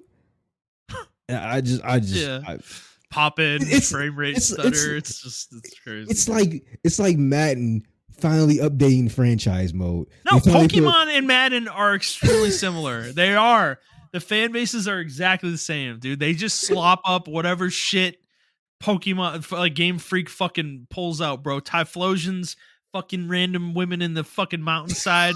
Give it to me, baby. Give it to me, baby. You know, it's like they love it, man. By the way, whatever lore is coming out, people love it, dude. Whatever weird shit they're coming up with over there, like it's fucking give it to me, man. I love it. You know, it's fucking I don't know. So yeah, if you guys don't know, the starters are Chikorita, Totodile, and Tepig. Tepig. And yeah, so if you're like, wait, that's only the Gen 2 lineup. It is the Gen 2 lineup, but with minus Cyndaquil, which DJ, to be fair, pointed out that Cyndaquil was one of the starters in Arceus. Okay. That makes 3 years sense. ago. Okay. So yeah, it would have been stupid to put him in here. But somebody did point out though that Tepig and Chikorita are two of the least popular starters they've ever made in Pokemon games. Like, why are they putting them here next to Totodile?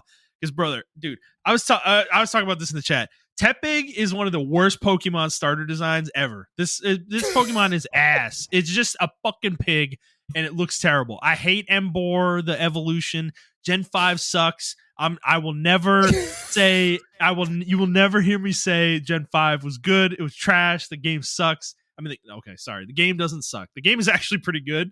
It's just the designs of all the Pokemon in Gen 5 are fucking awful. I hate Gen 5 Pokemon designs. Black and White 2 is good. Black and White 1 is questionable. I will give you that. I didn't play 2. I played 1. I played 1, and I thought the first game was pretty good for the most part. Like, it's not a terrible Pokemon game. Yeah, I don't think it's terrible, but just the Pokemon designs are ass. It's literally garbage as a Pokemon. Like, come on.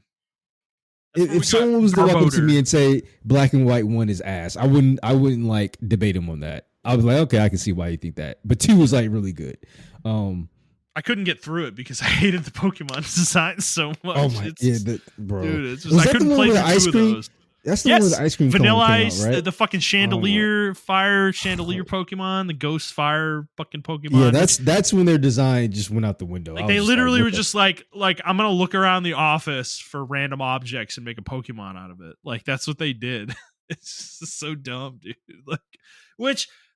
If you go look at the original 150 Pokemon, there's a lot of Pokemon that are like that, where it's literally just like an animal or an object in Pokemon form, you know? I mean, that's true, yeah. To be fair, though, the designs are just so much better in Gen 1. You know, it's like they feel like their own entity, despite what you can tell what they were based off of, you know? I will say, I think it's generation based. Whatever you grew up with, right? So I think if people grew up, they're like 8 or 9 or 5 or 6 when Gen 2 was out. Gen 2 is going to be your favorite generation, like regardless of like, because I genuinely like Gen 2. I mean, I started with Gen 1, obviously. I genuinely like Gen 2. Yeah, Gen 2 is my favorite generation. Gen 3, that's when they started to look a little bit like, I don't know how to say it, like robotic in Gen 3. Weird. I didn't. Yeah, they had some weird designs. Gen 4 was okay. I like Gen 4. Gen 4 is okay. I think Gen 4. I think the issue with Gen 4 is it started becoming like every Pokemon had like 2 types in Gen 4. Like, it was just like type overload. There were just very few like pure single type Pokemon in that one. Isn't that when it became super competitive, like Pokemon did? Yeah, like really, like it was Gen 3, I think. Because it was Gen 3. The thing I remember is, I don't know if you remember this, like Blaziken, the fire starter from Gen 3, is like famously one of the most OP Pokemon they've ever developed because his speed stat is the highest ever. So he's literally broken in competitive because no one can ever go faster than him, or couldn't up until a certain point. I don't know if that's still true anymore, but like, he was super OP back in the day in competitive Pokemon. So. Okay. Yeah, I mean, X and Y designs were like pretty much, that's where the Mega Evolutions came out. So I think they put all their designs into that.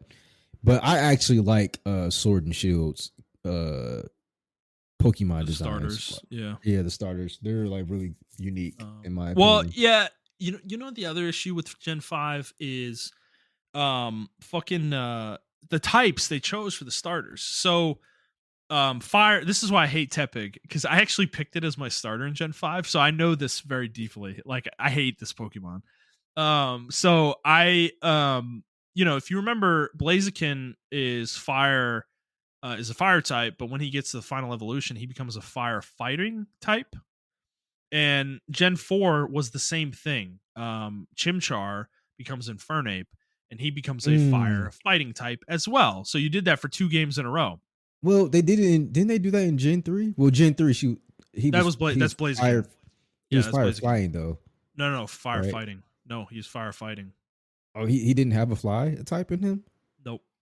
Oh, That's why okay. I was so disappointed in this when Gen 5 came out.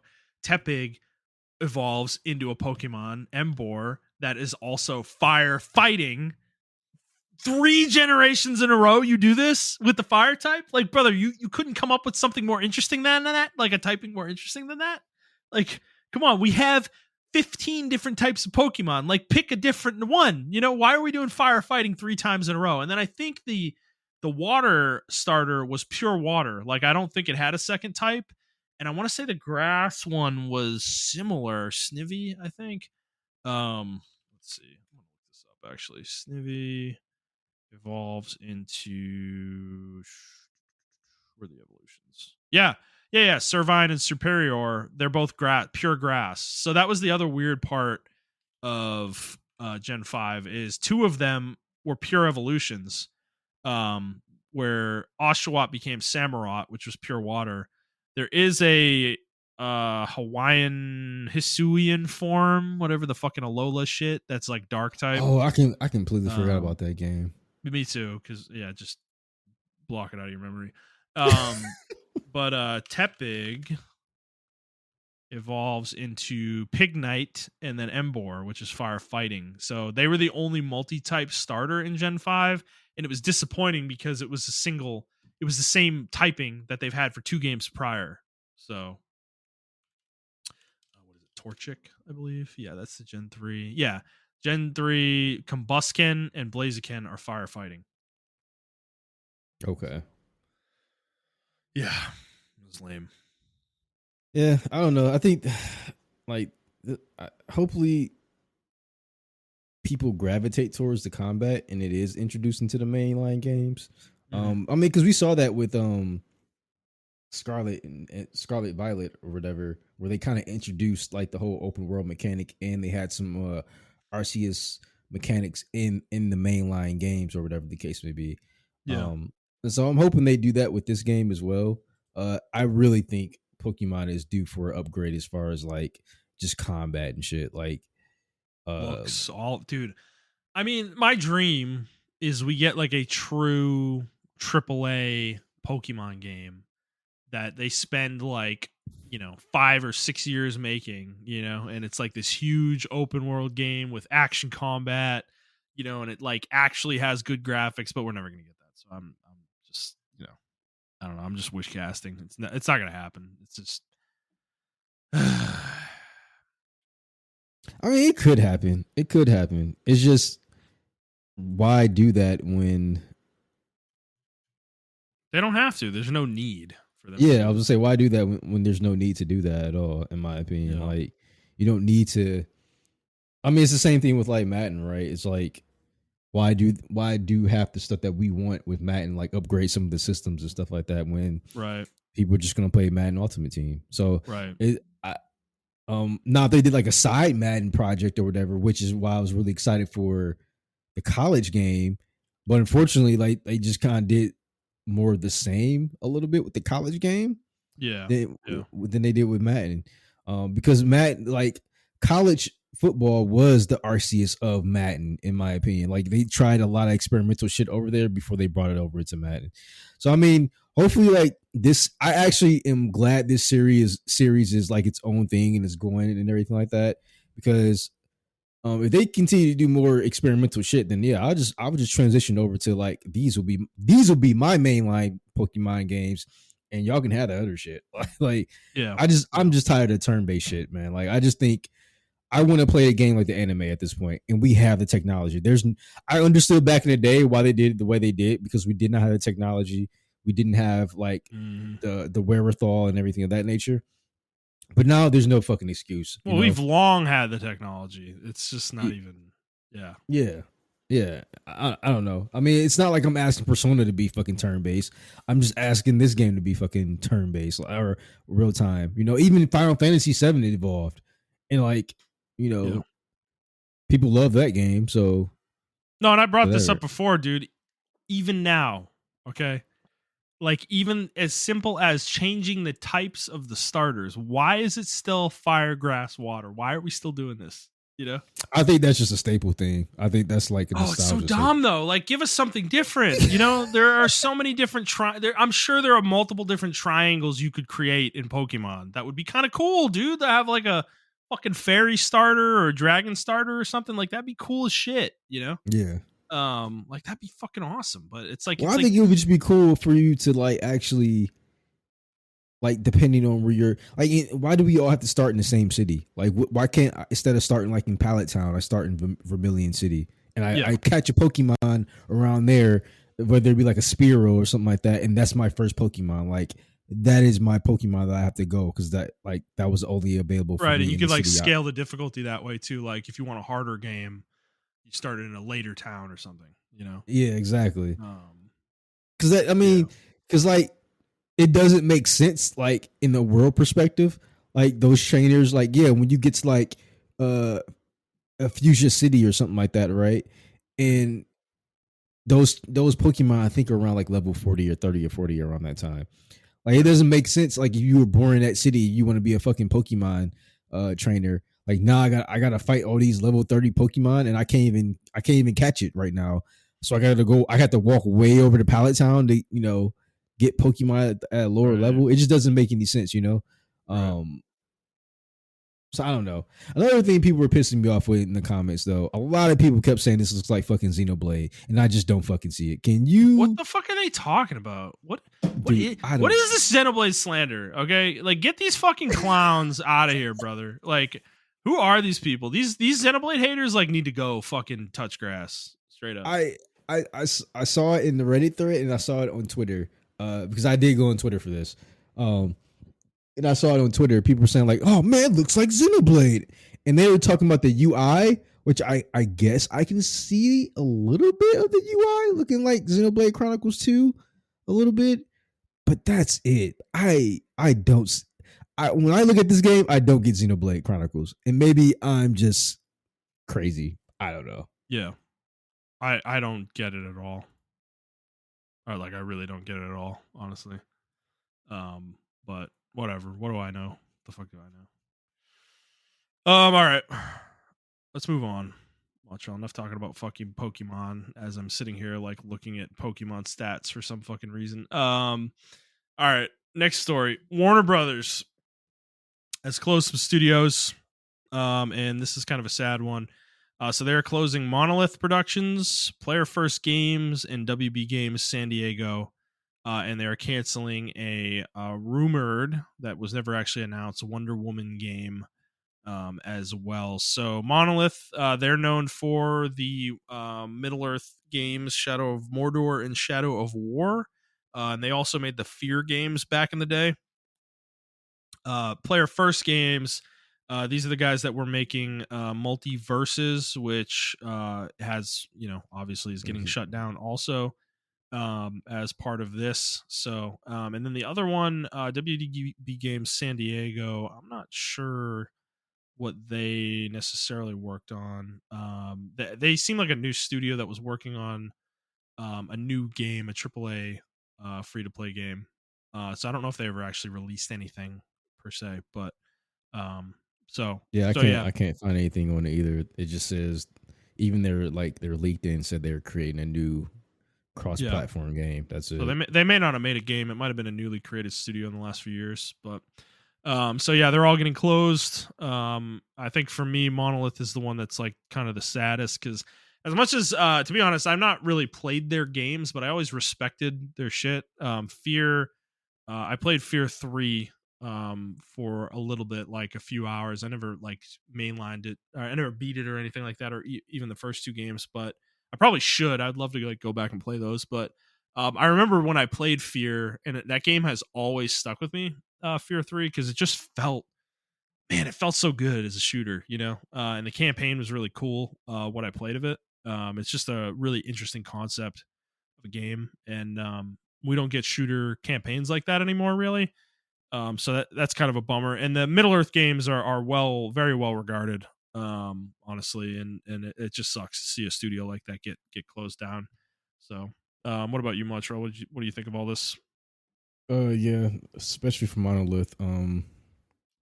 I did play a lot of their games. Well, I played Fear 1 and 2. I didn't play 3. I did play Shadow of War and Shadow of Mordor, or Shadow of War, and yeah, Shadow of Mordor and Shadow of War. Love both of those games. So I was looking, forward to like the new Wonder Woman game, especially using the Nemesis system, because this team, not only do they like innovate, not only do they make good games, but they innovate. I mean, Fear, um, in my opinion, had some of the best AI that people can't emulate to this day. Like people are still baffled at how good the AI is in that game, Yeah. to this day, and obviously the Nemesis system. Like, I mean, everyone's already talked about how good the Nemesis system is, and Yep. what sucks about the Nemesis system is it's stuck behind a paywall or a patent till 2036. So we're potentially not going to see a game for another 11 years using this system, Yeah. which is Yeah. which is sad because the system is actually very cool, very innovative. I can think of a ton of things you can use it for that can just make the gameplay unique. No one, for instance, there's not one person who would have the same Shadow of War gameplay loop. Like that's how Yeah. innovative the system is because certain people, certain leaders would kill certain other leaders, and it's just a whole thing. You will kill certain people and everything of that nature.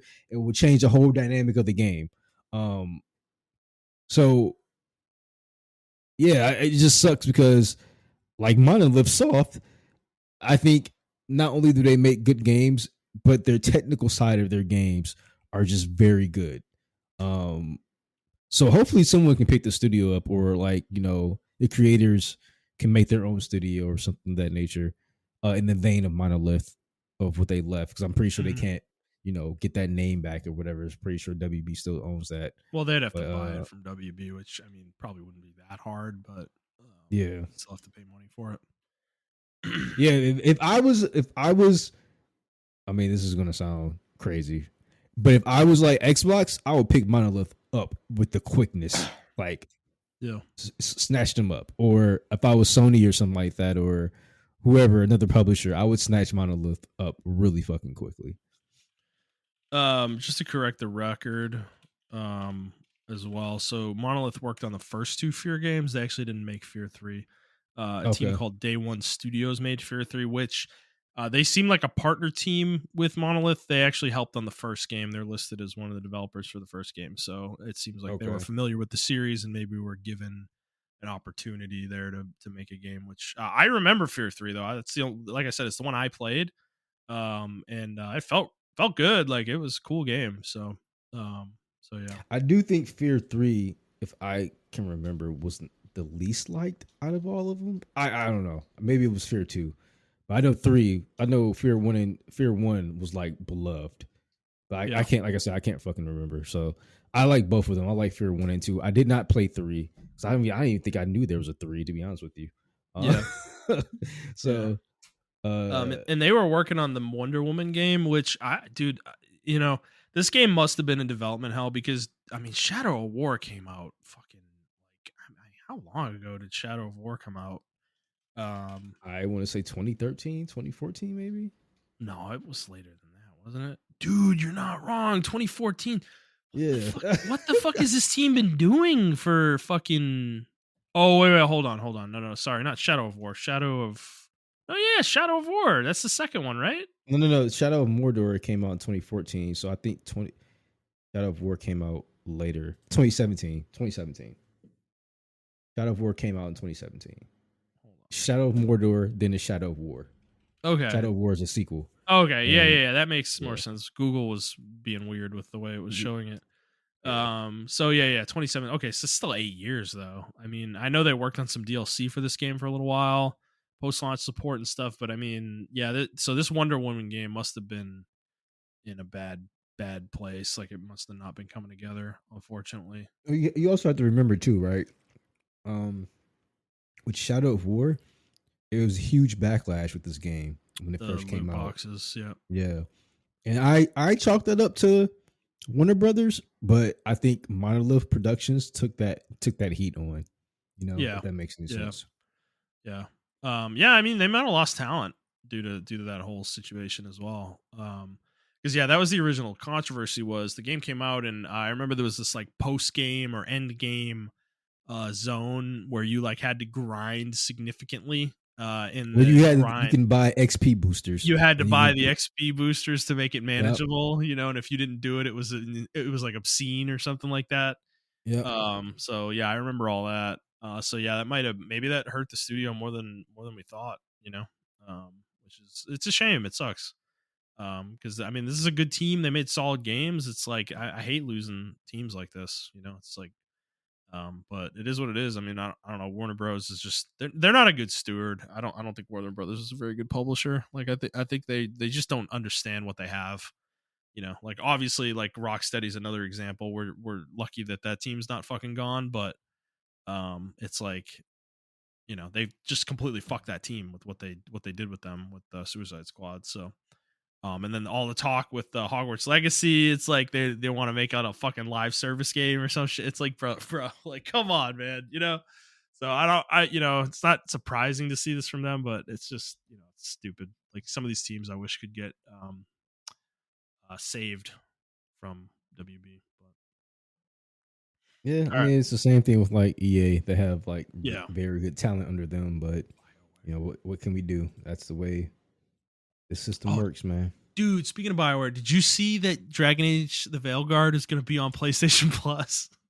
Yeah, yeah. I was talking about that with my friend. He was like, this Oh, game do that bad, and I'm like, it only sold like maybe a million copies, bro. bro, Maybe a that's million copies. fucking brutal, dude. That's fucking brutal, man. It's not even been 6 months. It's like 4 months or something. It's hard. That's so bad.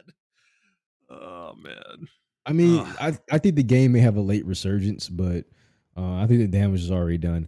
I mean, like I Well, said, I attributed that to the culture around the game, and mhm. it came out in a very, in my opinion, a very political, tough time to come out in. It was like at the peak of that particular like culture It was war right before shit the election. election. Yeah, so um YouTubers were just pushing shit out constantly, bro. Tweets were Yeah. going crazy about the game.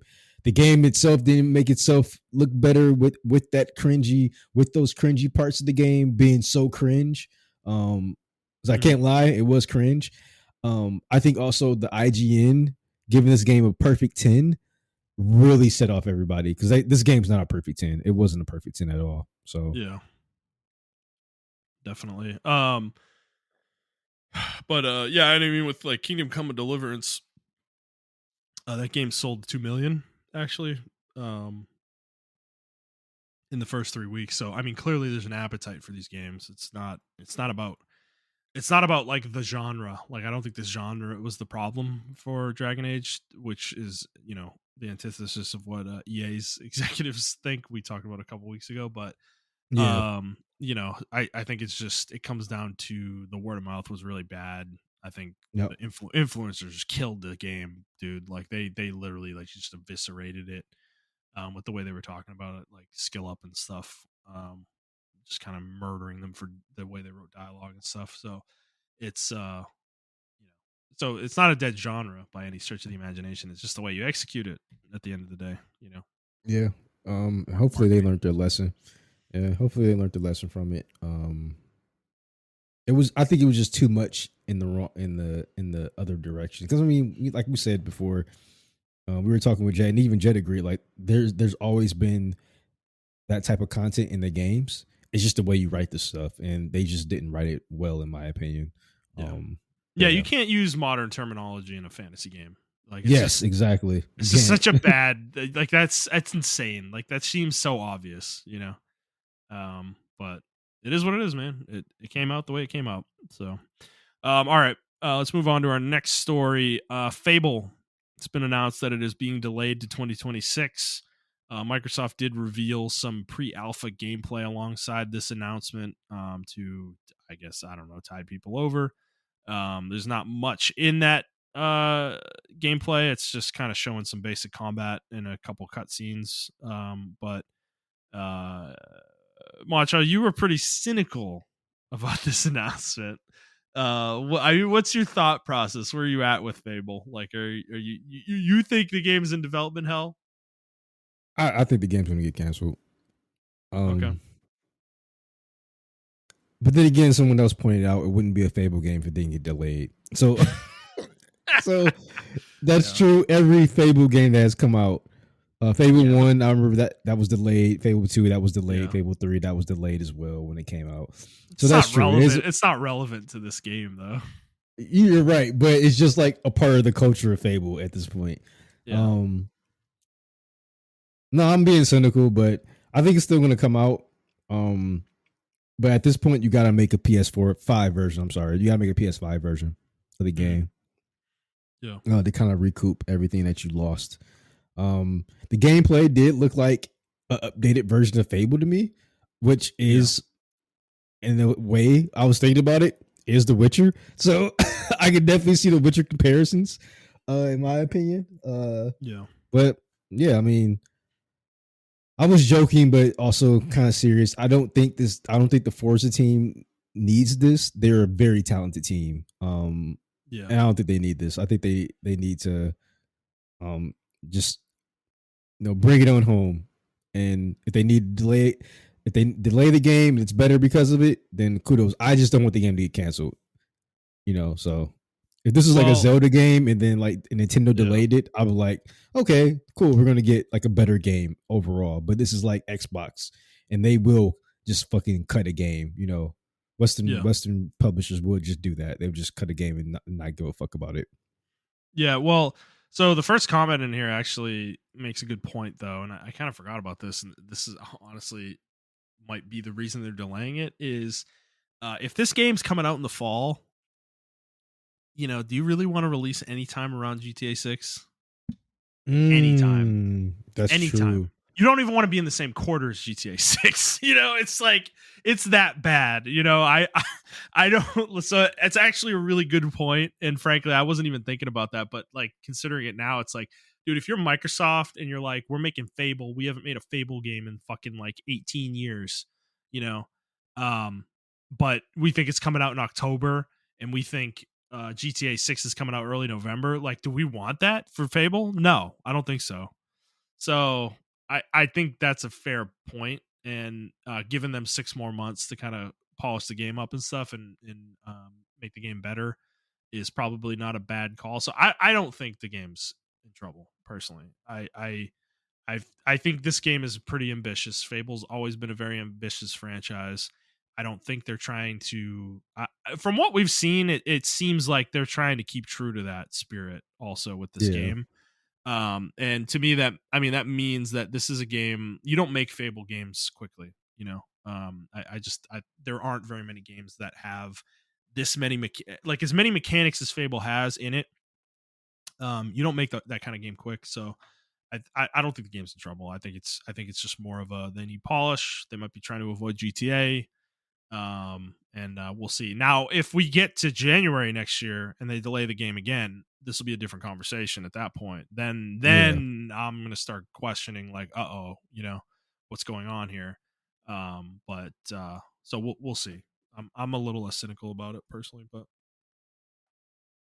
no, that makes sense. I mean, I completely forgot about GTA. I mean, because I'm not a huge GTA fan, so it's just like when it comes out, I know it's gonna shake the world when it does come out, but for me, I'm just like, all right, cool, it's out. So yeah, I get it. All right, moving on. By the way, did you know Invincible season 3's like airing? I didn't even, dude. I had no idea it was out, like coming out right now. I tried to watch. I don't even think I finished season 2. Oh, really? I tried to watch. Yeah, I tried to watch it, bro. And I don't know what it is about the show. I just can't watch it. I'm like, ugh, okay, whatever. I don't fucking care. Like, I tried to sit down and watch it. Interesting. And I don't know if it's like maybe the animation quality dipped. I don't know what it is. I'm gonna actually try to sit down and watch it. Well, maybe I did watch season 2. What happens at the end of season 2? No, don't tell me. I don't know. Well, it's what I'll describe is like the show. I mean, maybe this isn't why you like. This is why you don't like it. Is I think the show is like anti-anime, anti-comic book. Like it's very it's very much like trying to turn that shit on its head, with the way the story is told and stuff. So it's interesting though, because season 2 starts getting into like real power scaling though for the characters. Okay. And yeah, there's like a very significant battle that happens at the end of season 2. Okay. Yeah. I Because don't know I if you tried to get past remember that. like I tried to get past the first couple episodes, like where the guy who's doing the jumping through time and everything like that, or he jumps into another dimension or whatever, Yeah. another part of the multiverse or whatever. And I get to that, and I'm just like, I don't really think I care about this shit. Like maybe because maybe me personally, this is me a personal thing. I'm over superheroes. Like I don't fucking care. I didn't watch Wolverine, Deadpool. Well, that's why Invincible's cool though, because it's not like that other stuff. It's not I Marvel. know It's it's not supposed to like be like Marvel. it's supposed to be So I anti don't know. superhero, but like Yeah. I don't know. It's still there I, though. I will say the issue with the show is, and I don't know if the comics like this, or the I think it's a light novel actually, but I don't know, or a graphic novel rather. I don't think there's just a lot of there's a lot of episodes that just feel really random, just like placed in the middle of arcs where it's just like they'll be doing something for 2 episodes, and then the third episode will happen and it's just like we fight this random villain for this episode, and it's like it just like breaks up the pacing of the story sometimes. So maybe that's some of the issue you're having, where like you'll be invested in something and then they'll just take a break from that plot line for an episode or two. So yeah, that that could does be it. happen. That does happen a few times, but I do think that fight though at the end of the season is really fucking cool. It definitely got me like invested in the show long term, in terms of like there's a really interesting there's like a really interesting storyline there that is like inevitable, with the show. Oh, you So know why I stopped watching it? Because I heard that they did a mid-season break in season 2, and I think they they did the did, same. yeah, which they And didn't do with 3. okay, And they're not going to do that anymore. And also, they said there shouldn't be another 2-year gap between seasons, which I realize now. Yeah, season 2 came out last year, so around this time. So I guess it makes sense that season 3 is out or is coming out. But they're on episode 6 just came out, so I don't know how many episodes are left. Maybe 2 or 3. So okay, cool. That I got that coming up. Severance is almost done. Also, be able to watch that. Some good TV going on right now. All right. Let's get into another story. More layoffs. This one with Marvel Rivals.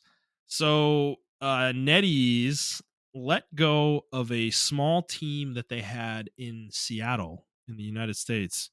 It was a 7-person team, and this was announced by the game director Thaddeus Sasser.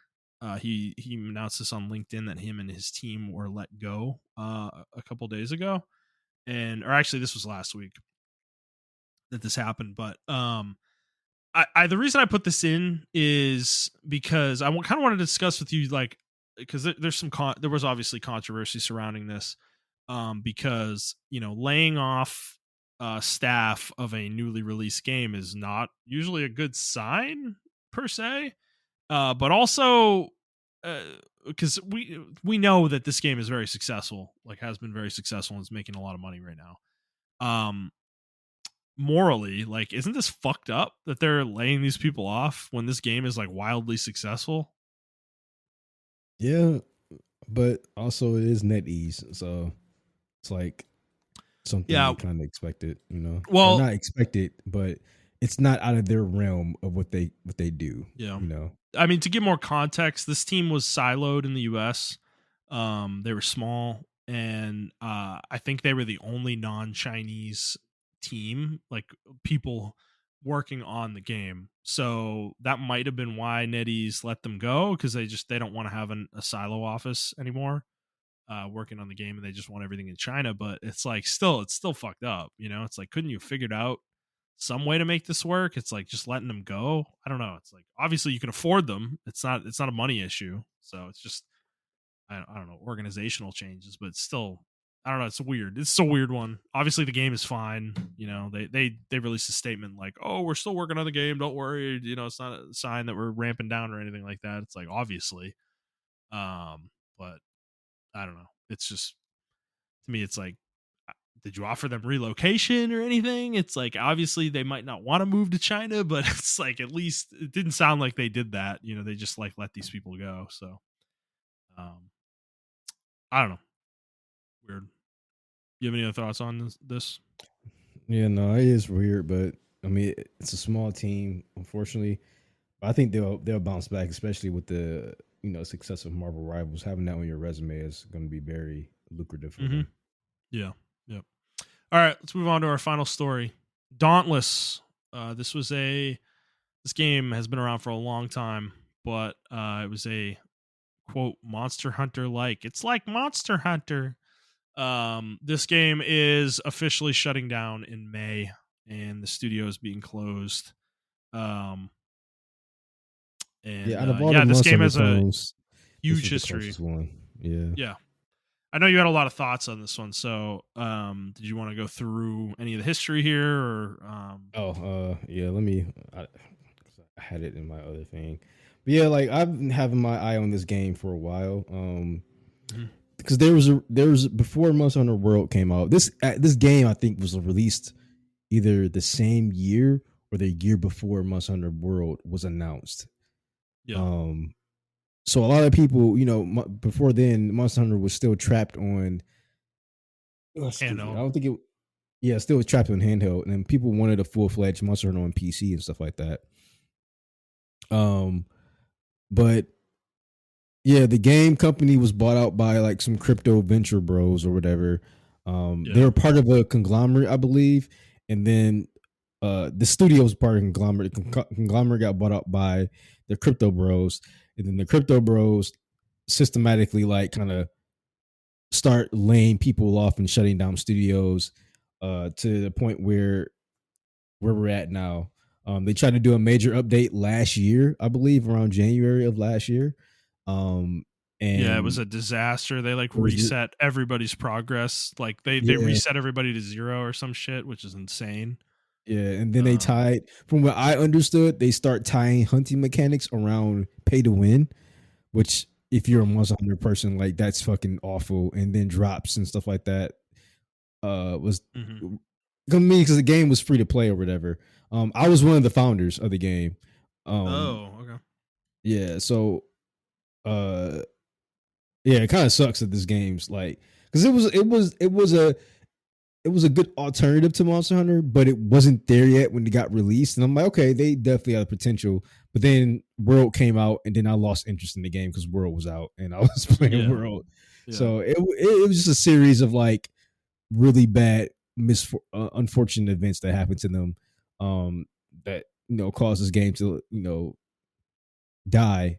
Some of the original developers did leave the studio before all this happened, and even one of the original developers was like, when the new update came out, he was so mad at that update that he lashed out on like Twitter about it and everything of that nature about the update and shit. So I mean, which is rare for like developers to do. When the game is out, a game they created or whatever. So they usually like sign a non-disclosure agreement where they probably can't say nothing or something like that. But yeah, that wasn't the case here. Yeah. Yeah, I don't think this one, because there's some people in the comments talking about like, oh, another live service game goes down. It's like, I don't think that's a fair way to categorize this one. This isn't like a live service game failing. Like this game was very successful for several years until these crypto bros came in and fucking injected their bullshit into the game. It started firing key staff. It's like the game, like these people came in and ruined this game. Like this game was a success. Yeah, it had its own community and everything. Like it had its, it was distinct enough to where you can distinguish enough from Monster Hunter without being calling it a clone or whatever. But yeah, it's a shame. Yeah, it lasted for 7 years.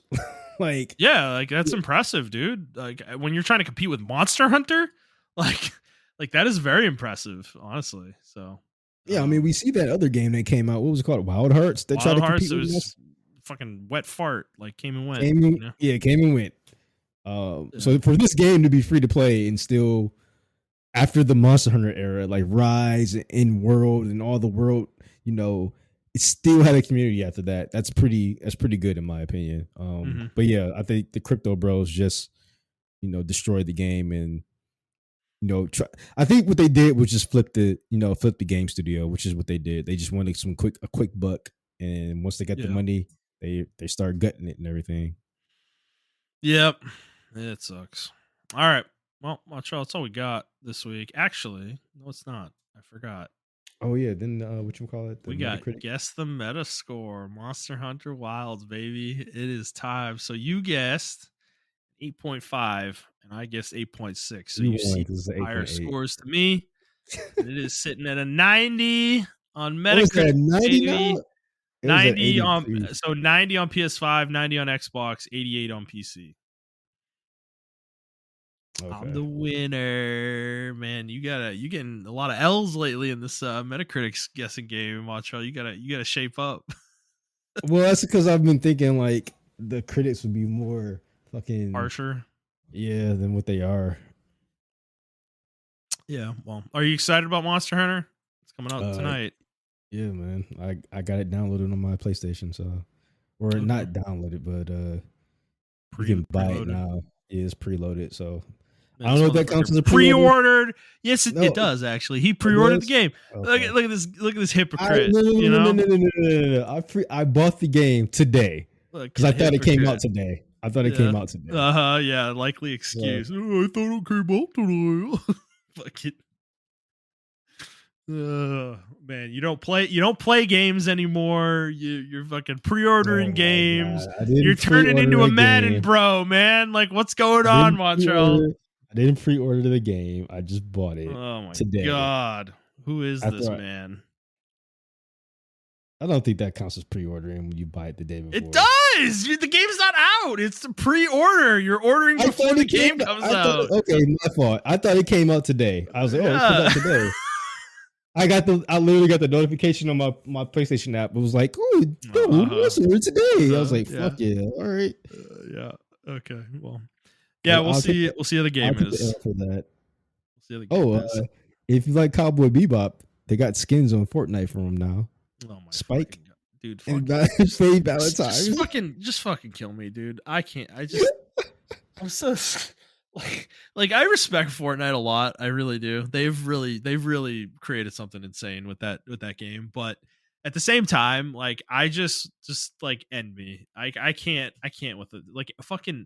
Like what is this shit? You got Spike fighting like fucking the fucking Fry guy from like Aqua Teen Hunger Force or whatever the fuck. Like what are we doing, bro? You know, you got Spike fighting Deku, who's fighting Peter Griffin, who's fighting who's fighting like Vegeta, you know,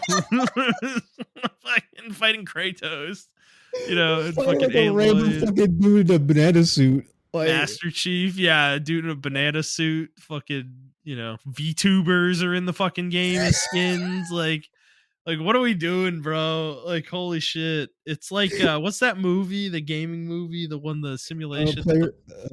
Ready Player One. Yeah, that one. It's like that. Like, it's just like it literally is that. You know, but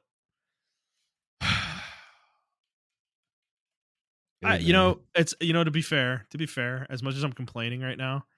I was the one advocating for this for the longest time with Smash Brothers. So the fact that it ended up happening in Fortnite, is whatever. But I used to think back when Brawl was around or before Brawl, I was like, why isn't Nintendo putting every character in Smash? They should just be using everybody's IP. It's like you want fucking whoever, Cloud in Smash, Master Chief, put them in.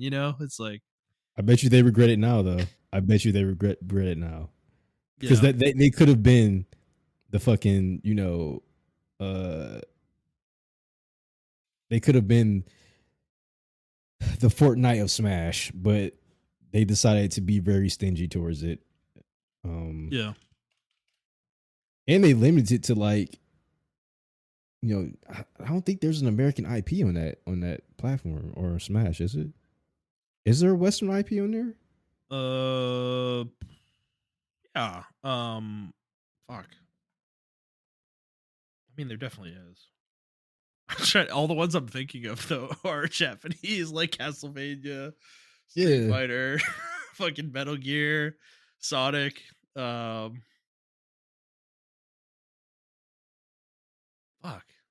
Yeah, that's what I'm saying. I don't think there is one of us. Banjo's in there. Banjo Kazooie. He's in Smash. Yeah. He is in Smash. He's in Smash. Okay. Yeah. No, so and Minecraft. Some. Minecraft as well. Minecraft. Yeah. Steve's in there. Yeah. But all right. Watch out. I got 2 games. We're gonna guess. Atelier Yumiya. All right. That one's definitely getting like a 7. Hold on. I'm gonna go first. No, you keep going first, and I think it's putting you at a disadvantage. I think going first is actually bad in this game. Okay. Because you get boxed in by your opponent, depending on what they pick. So, or sorry, you're allowed to you're allowed to react, I guess, is what I mean to say. But so I'm thinking I'm gonna say 7.9 for this. 7 point. Oh, you're going super high. Okay, I was going 7.5. Okay, do 7.5. You're probably right. I mean, I'm high on this series, so maybe that's like I have a bias there that I'm. I don't think reviewers are going to like this game as much. Well, I say that as we might. Atelier Rising 3 did get an 81. So you might be right on the nose. You might be right on the nose with this, actually. The series is getting more popular, I've noticed. Atelier's been around for a long time. They were kind of shit, like low tier AA games in the like PS3 era and PS4 and a lot of the PS4 era. But it seems like the Ryza trilogy in particular really upped the quality level significantly for the series. Well, the main character's hot, so.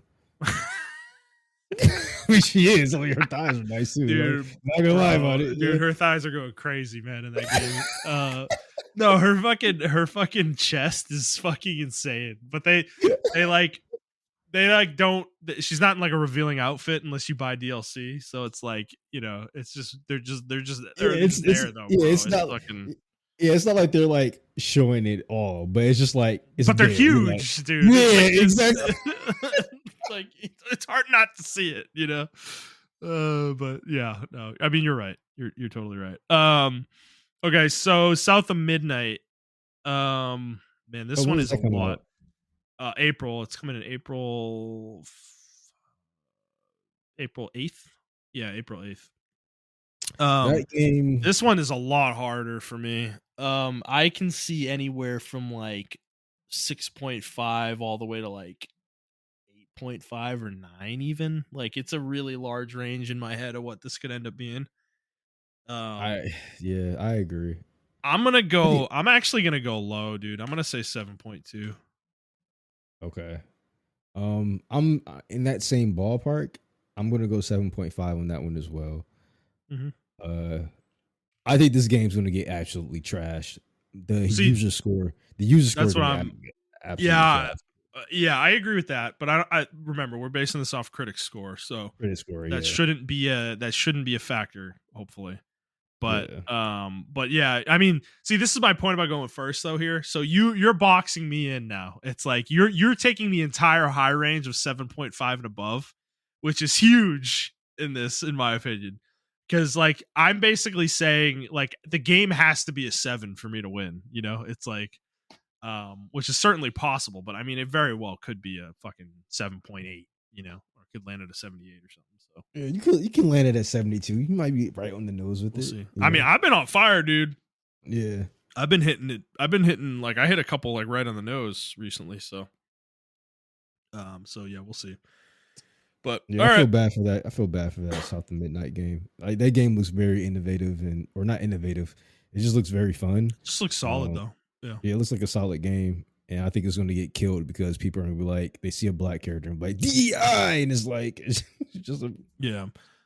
Well, just to remind people too, these scores, we're trying to guess what the meta score is going to be. This does not reflect what we think the game is going to be in terms of exactly. Score. Yeah, exactly. Yeah. So we're trying to just guess what the industry is going to think of the game, basically. So, like if we were to do a guess the meta score on Dragon Age, I would never in my 100 years think that game would get like a fucking 10 from IGN. Yeah. It's sitting at an 82 right now, but you would never guess that from how interesting. That's yeah, crazy, dude. Yeah, man. It's sitting at an 82 right now, but the That user is score is really interesting. 3.9. Yeah. Yeah, that Jesus. Yeah, that one I feel like that's unjustified. Like, you know how like Warcraft 3 Reforged has like a 0.5 or whatever it has Yeah. on Metacritic. Like that's deserved cuz Blizzard like really fucked the game up and like didn't do a good job. Like they didn't do right by the community with that game. But like Dragon Age, like it's just not that great of a game. Like that's the only crime that BioWare committed. You know, it's not like the game is like fucking like they didn't ruin Dragon Age with the game. You know, it's just not. I I don't know. agree with you. I just never thought, and this is maybe No, maybe people are it's just just so us. mean now, dude. It's like I don't know. Maybe it's just us though, because we never thought Dragon Age was like, oh my god, True. it changed True. fantasy No, forever. And it's like it's fantasy slop. It's always been fantasy slop. Like I it's think literally fantasy that's slot. why we had different expectations for the game, right? Because we both know that Dragon Age is fantasy slop. So it's like, okay, it didn't rise above that fantasy slop moniker. So yeah, okay, it's a 7. It's fine. You know, it's like it's okay. It's Exactly. like it's not a big deal. You know, it's like it's okay. Whereas I think a Right? The lot of writing other wasn't people, like I like Dragon Age is really weird because I think people talk about it like it's fucking, you know, like Baldur's Gate level of writing, bro, and it never it's really not. was. It I never really played was. we both played Dragon Age Origin. The Yeah. writing was not like I was like, oh my god, this is great writing. It's like maybe for 2008 it was, but That was like, good. bro, It's solid. Like, yeah, yeah. it's good. I think that's what I think it's nostalgia. Maybe if people were like I went back and played Dragon Age and it's like I see YouTube videos about it like I went back and played Dragon Age Origins and it's still solid and I'm like okay, let's be honest, like Mm-hmm. even some of them, There's a even Mass myriad Effect of other 1, fantasy RPGs I would play over Dragon Age. Like if you told yes. me I had to play 10, I'm not even sure Dragon Age would make the list of 10, you know, that I would play. You know, so it's like that's my opinion of Dragon Age. It's okay, it's mid, you know, it's fine. It's Yeah, okay for it to be mid. There's nothing wrong with that. It's like it's I don't always know. been like even though Mass Effect came out after this game, it's always to me Yeah. it's always been like Mass Effect's little brother. Like Yeah, that hundred never percent, 100%, 100%, dude. Mass Effect is vastly superior. Like it's like not even close. Okay, I thought I was crazy. I think Mass No, it's Effect. not even close. Like it's The not way even people talk close. about Dragon Age, though, and the way the industry treats Dragon Age, you would think Mass Effect is like the little brother. I don't think No that. way, dude. It's not. It's not even close. Dude, Mass Effect. All 3 games are minimum 9s. Like minimum. Like the worst one is a 9. You know. Um, Exactly. the best Dragon Age isn't a 9. You know. It's like so. I don't know what we're talking about here. Like, there's a very large gap between these franchises to me. But I don't know. That's just my opinion. I mean, no, you're I'm right. just the guy who only played Origins, so I'm not. You know, I'm not. I don't have I the full breadth like you do. two was ass, Yeah, straight up. And in Inquisition, passable. yeah, yeah. It's like an 8. Yeah, I would say 7, but 7.5. passable. Okay, Jesus Christ! Like, there you go. It's like not even that good. You know, it's like okay. I mean, Well, 7.5 is great. That's respectable. It's a very respectable game. it's You know, mechanics in the game that just make the game unbearable. Like the whole real time send my person a mission. It takes 2 actual in game hours or 2 actual in game days to play the fucking game, and it's like yeah, that's stupid, bro. Why am I waiting 24 hours to beat this fucking mission that I can't even see? yeah, But yeah, I don't know. I never I never held this game up to like the highest standards. And I will yeah. say too, I did play this after Mass Effect. I played Mass Effect 1 and then I went back and played Dragon Age Origins. And I was like, okay, I can see where they got Mass Effect from this. Like, it used the same animations and the same kind of like, dialogue and shit like that. But I just think Mass Effect is vastly superior in my opinion. Like, Yeah. Yeah. it's I always been agree. vastly superior. The only game that was worse was Andromeda. Andromeda's worse than Inquisition. Like objectively, it's not even close. Definitely. Yeah. Yeah. It's probably worse than any Dragon Age game except for 2, maybe. Yeah, I'll put it above 2. You're right. I'll put it above 2.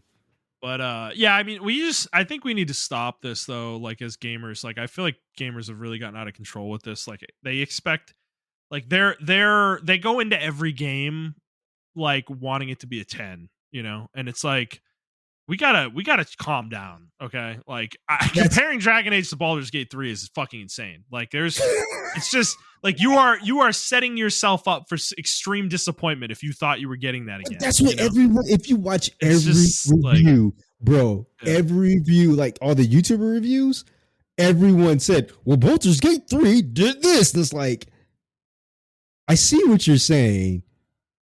But can we not compare the two companies? Like, I don't know. It's just Dragon Age has never been up to that standard, though. It's like not, I think people disagree with us on that, though. I think people think Origins is like some fucking revelatory fantasy game, and I think it's purely because you know what I think? I think it's purely because it's a CRPG light. Yeah. I'm saying that light. It's not a real CRPG, in my opinion. I've seen Justin play real CRPGs, and it's nowhere near as deep. Dragon Age Origins is nowhere near as deep as a real CRPG. But I think it was like the first big budget CRPG people played, and they're like, "Oh, true. That's actually fairly true." And it had been a dead period for the genre. Like there really hadn't been one for like 6 years or 7 years by that point. I think it was the first like 3D graphical style one that I can think of, because Neverwinter Nights and Neverwinter Nights 2 and even games like Arcanum, they were still that old like pixel style. Like Fallout 1, Fallout 2 style graphical look. I think you're right, actually, when you say that. Like Dragon Age, that might have been the first like big budget CRPG. So I think that might be why people are biased about it, though. Because I mean, frankly, like I'm gonna be honest, Pillars of Eternity is vastly superior to Dragon Age Origins. Like I think so. I don't. Maybe people think I'm crazy, but I think that game is better written. It has a lot better dialogue trees, in my opinion, better mechanics and stuff. I think it's just a lot more interesting of a game, but it doesn't have the same look as Dragon Age. It's not a 3D game, so it's very old school. Yeah, so I don't know. Divinity Original Sin. Yeah, definitely. I mean, yeah. I think actually, I'm not a big fan of the original Divinity Original Sin. Like I think that didn't game you like 2? Because you played. No, I never actually played 2. No, that's the reason why. It's because I didn't really like 1 that much. I think 1's like it's like a 7.5. Okay. So it's around Dragon Age territory for me. I don't think it's that amazing. I never played 2. People say 2 is phenomenal. So I do need to play that someday, but it's so I don't know. It's like maybe I'm being a little overly mean to Dragon Age. I think it's like I think we've gotten to a point where we put it in this echelon that it doesn't belong, though. Like as like a gaming community, I think we've talked about it. We've talked about it too highly. Yeah, I think people they got, like you said, like we said, Dragon Age Origins either is their first CRPG, their first major CRPG, like AAA CRPG. Yeah, and they don't know what a good CRPG actually is. Yeah. And then the game like went away from that, right? The franchise never revisited that its CRPG roots ever again. Right. And I think people, especially after Baldur's Gate 3, people really wanted Dragon Age to be that when it wasn't going to be that, like, at all. I think if Baldur's Gate 3 came out after Dragon Age, this discussion would be totally different. Yeah, the discussion around Dragon Age would be totally different. Which is, it's just like, again, not another. It's another unfair thing because they came out a year apart. It's not like they can change their game to be more like Baldur's Gate 3 in that time frame. Exactly. It's just not possible. Like that's not how game development works. So it's like I don't know, because I don't know. I keep thinking about this. Like we keep like we're hitting people for comparing it to Baldur's Gate 3. And you remember that tweet that guy had before Baldur's Gate came out, like we shouldn't be comparing games to Baldur's Gate 3. And we kind of went in on the guy, But like the further away we get from Baldur's Gate 3, the more I actually am starting to agree with him, because it's kind of obnoxious a little bit. It's like I think it was just the way he said it. That it's really true. Yeah, it's true. Because I think I agree. I agree with you though. The sentiment, I'm starting to like soften on the sentiment though of it, because it's like in Dragon Age is part of the reason why, because I don't really think it is a fair comparison. I know budget wise, like you might say that EA certainly can supply a budget equivalent to Baldur's Gate 3, but they didn't though. They did not do that. Like Dragon Age definitely does not have the same budget that Baldur's Gate 3 had. Like there's no way. And number two is Baldur's I think 3 was also in fucking early development for early access years, right? Years and years and years. Yeah, and their game was not like, they don't have a publisher over them that changed what the game was mid development, you know, or like wanted the game to be one thing and then they changed it mid development. Like that didn't happen with Baldur's Gate 3 too. It's not an equivalent development cycle, you know. Dragon Age was a different game. It was going to be a live service game, you know, and then they had to change it mid development. That's hard, dude. That is hard to do. Like that, you can't just take all the live service out of the game. You know, it's like you have to like convert systems, and it's going to be a little awkward. And from what I understand, it was with Veilguard. You know, there were some weird edges with some of the itemization and stuff that felt very live servicey. You know, and it's like, so that's an element too. It's like Larian got like 5 or 6 years to make that game, to make Baldur's Gate 3. It's like it was uninterrupted. They got to make their vision. Nobody came in and was like Wizards of the Coast didn't come in and say, you can't do that. You know, it's like they just got to make the game they wanted to make, you know, and that's why it came out the way it did. And they had a huge budget to work with. You know, that's of their own merit, but it's like, so I don't think these things are equivalent and necessarily fully comparable. It's just, I don't know. It's unreal. And that's the, like, that gets back to the main point though. People put this expectation in their head that the game should be up to Baldur's Gate 3 standards for no real reason. And then with the over praising of Dragon Age as a series, there's this expectation that this game is going to be better than it was, or better than it ended up being. And realistically speaking, it's not really worse than any other game in the franchise by a whole lot. It's just, this is kind of where Dragon Age has always been, you know, and I think people just couldn't come to terms with that fact, you know. It's like, yeah, the writing's certainly worse than it was in the older games, but like mechanically, level design wise, and even, you know, narratively to some degree, the game's really not that much worse than Inquisition or Origins, you know, or 2. It's like, so it's just, that's why the reaction from the audience is so fucking weird. Those people that are making the game a 3.9 on Metacritic are probably all these like, oh, they talked about non-binary in the game, blah, blah, blah, blah. This game sucks fucking dick. You know, it's like, it's probably mostly that, which sucks. Like, that's not fair to the game, you know? It's like, yeah, that's bad writing. It's like, yeah, that's bad writing, but does that mean it deserves a 0 on fucking Metacritic? Like, no. It's ridiculous, you know? So, I don't know. Yeah, I don't know. I just, it's a weird thing to be a part of. And then even with the scoring system, like you said before, like IGN gave Monster Hunter Wilds an 8. Yeah. And people were like upset about it. I'm like, when was 8 a bad score? Like, maybe I'm stupid. Maybe when was 8 a bad score? Like, maybe you think it should be a 10, but they don't feel that way. And I mean, at least they didn't give the game like grade school scoring though, dude. That's like a B-. You know, that's bad in school. You know, that's not a great grade. It's passing. I mean, I don't know. A B- was like, at least it's not a C. You know, I don't know. At least it's not a C. Yeah, you know, at least it's not a C. But see, that's to my point though. It's not a great score. Like, that's not, like, if you're gonna use that rubric, it's not really a great score, right? Like, so I think that's how people think about it, because that's how scores are generally approached by the major sites. But it's like, so an 8's like not a bad score, but it's not a great score either, you know? So it's like they're kind of disappointed. But it's not like they gave it a 3. Yeah, like, if they gave it a 3, then I'll be upset. Like, why the fuck did you give this game a 3? Like, that's stupid, you know? Well, we're also hinging too much on one person's fucking opinion. It's one dude at IGN. It's like, who fucking cares? You know, play the game and make your own opinion. It's fine. You know? Like, he's not the fucking arbiter of how good Monster Hunter Wilds is, you know? It's like, well, for the longest time, they didn't even know how to play fucking Monster Hunter. So I was like, why are we? Exactly. You know, and if you read the guy's review, he really harps on the difficulty, like significantly.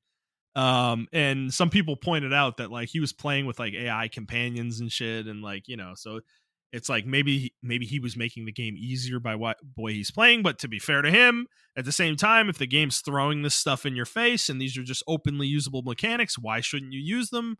You know, at the same time. So it's like there are these Monster Hunter people in the comments who are like, bro, if you don't play solo with no palico, no multiplayer, you're not playing the game right. That's how you get real challenge in Monster Hunter. Everybody fucking knows that, bro. You know, it's like, who are you people, man? Like, what the fuck, dude? Never in my wildest dreams I would think I would be going against Monster Hunter purists.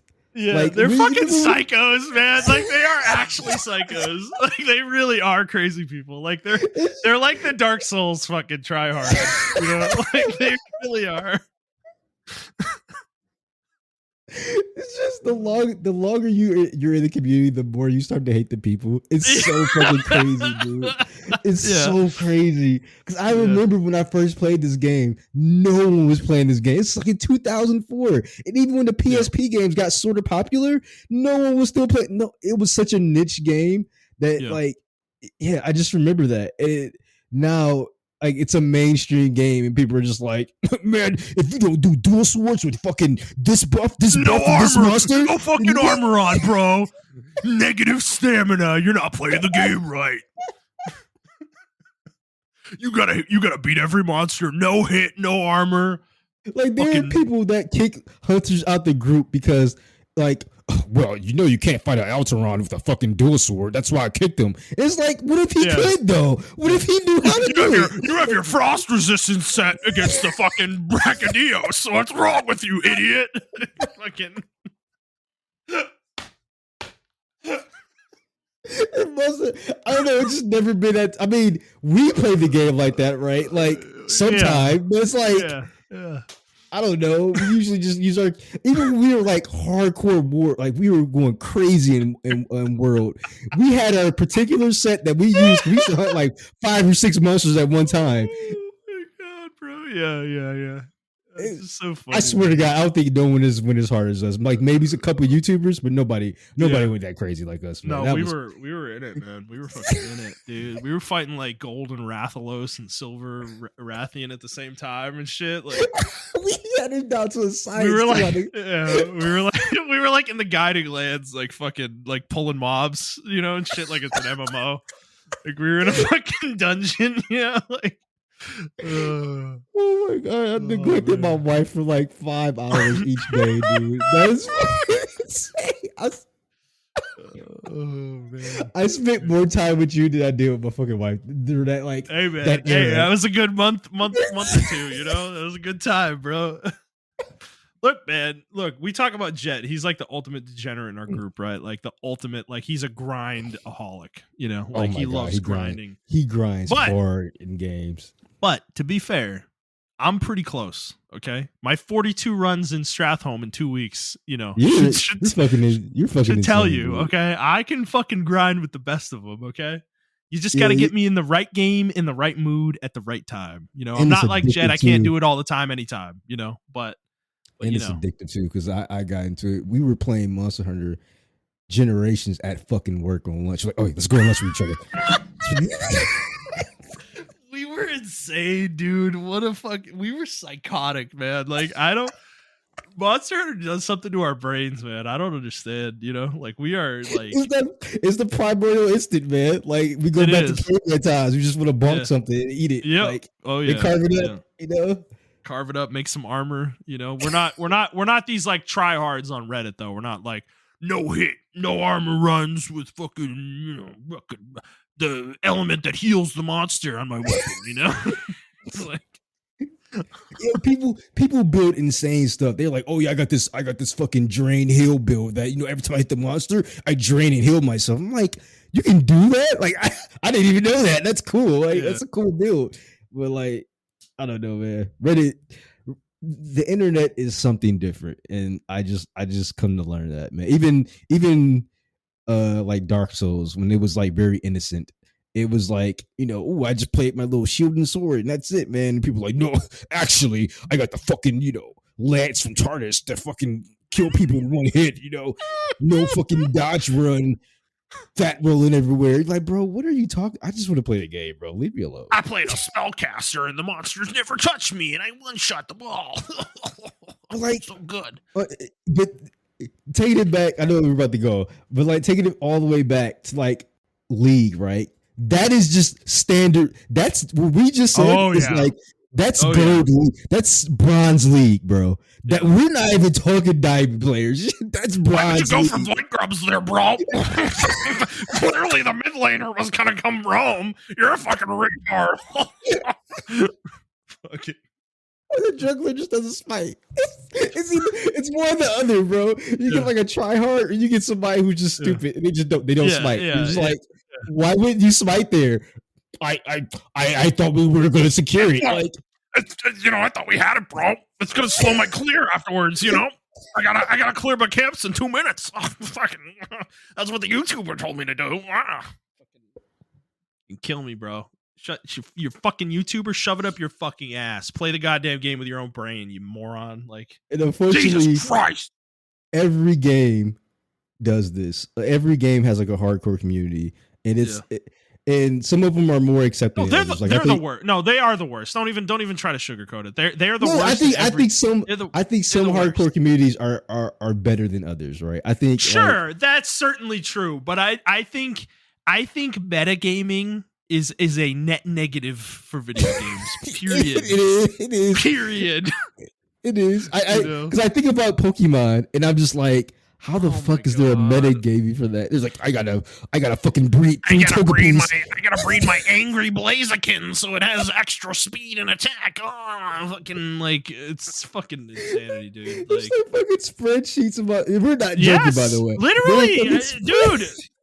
It's true. Like you have to like get your IVs, like your secret hidden IVs maximized or some shit, and like you need a certain like temperament for the Pokemon. It's gotta be a female with the anger temperament, or whatever the fuck. Not to mention the shinies you got to catch, Yeah. Oh yeah, shiny. So it's like like metagaming is just like it is. I just think it's a net negative because when you start seeing it in like real life. Where people are like, bro, I took a turn at like, fucking 16 miles an hour and that allowed me to shave like 3 seconds off my drive to work, and fucking, it's like, fuck. Well, that's like a thing on YouTube, you know that, right? That's like a real trend.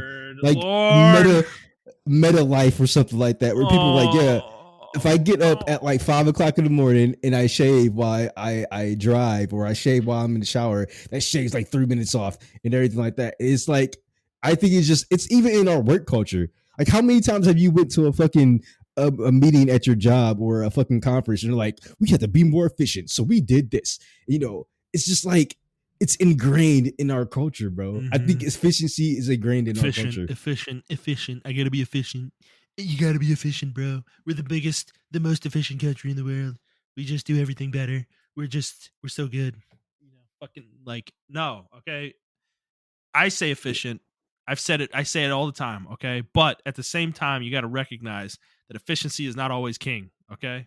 Sometimes there's doing things with quality and that takes time, it's like, can't always be efficient, and if you're going to maximize min-max your life like that, do you, okay? If it makes you happy. Yeah, if it makes you happy. Go do you. I'm not going to stop you, but I will say, I am sure there is a negative health value to it at a certain point. It certainly hurts you to some degree, I'm sure. Well, I think min-maxing in general, unless you really enjoy the game, even if you really enjoy the game, it takes the fun out of the game, Yeah, I tend towards it. I used to do it, like I used to be really big about it in RPGs, and I still do it to some degree, but I do it my way. I don't go online and read guides. I hate that shit in every game I play. Like I'm gonna play the game, and if I'm playing it wrong, I came to the wrong conclusion. Well, I don't fucking care, dude. I am happy to be wrong and do it my way. It's like that's the way I want to play, and it's like trying to play certain games. Like World of Warcraft is a great example where you're like you make your own build or whatever in that game, and people will be like, bro, actually, you should take those 3 points out of improved serpent sting, and put it in fucking improved volley or whatever, improved multi shot. You'll get more DPS that way.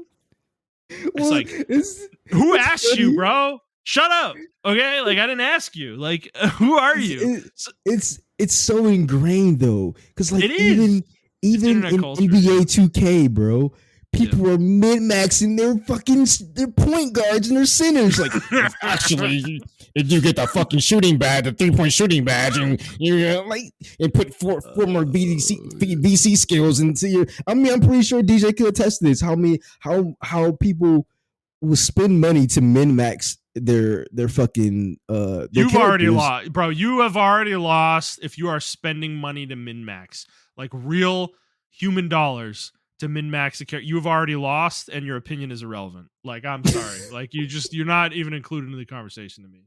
It's just like a joke. Like, for instance, like, dude, so one thing in World of Warcraft, like I had an interaction where I had a weapon that I got out of a dungeon, and I put the 25 agility enchant on it as a 2-hander.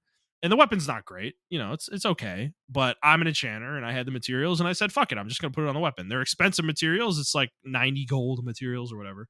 Dude, I was walking through a zone on my way to turn a quest in, and this other hunter is next to me. And they literally inspect me, and then they whisper me, and they go, oh my God, you put 25 agility on that? Oh, you're gold. And I'm like, what the fuck? Like, who are you? I literally have never seen you before. Like, why do you care?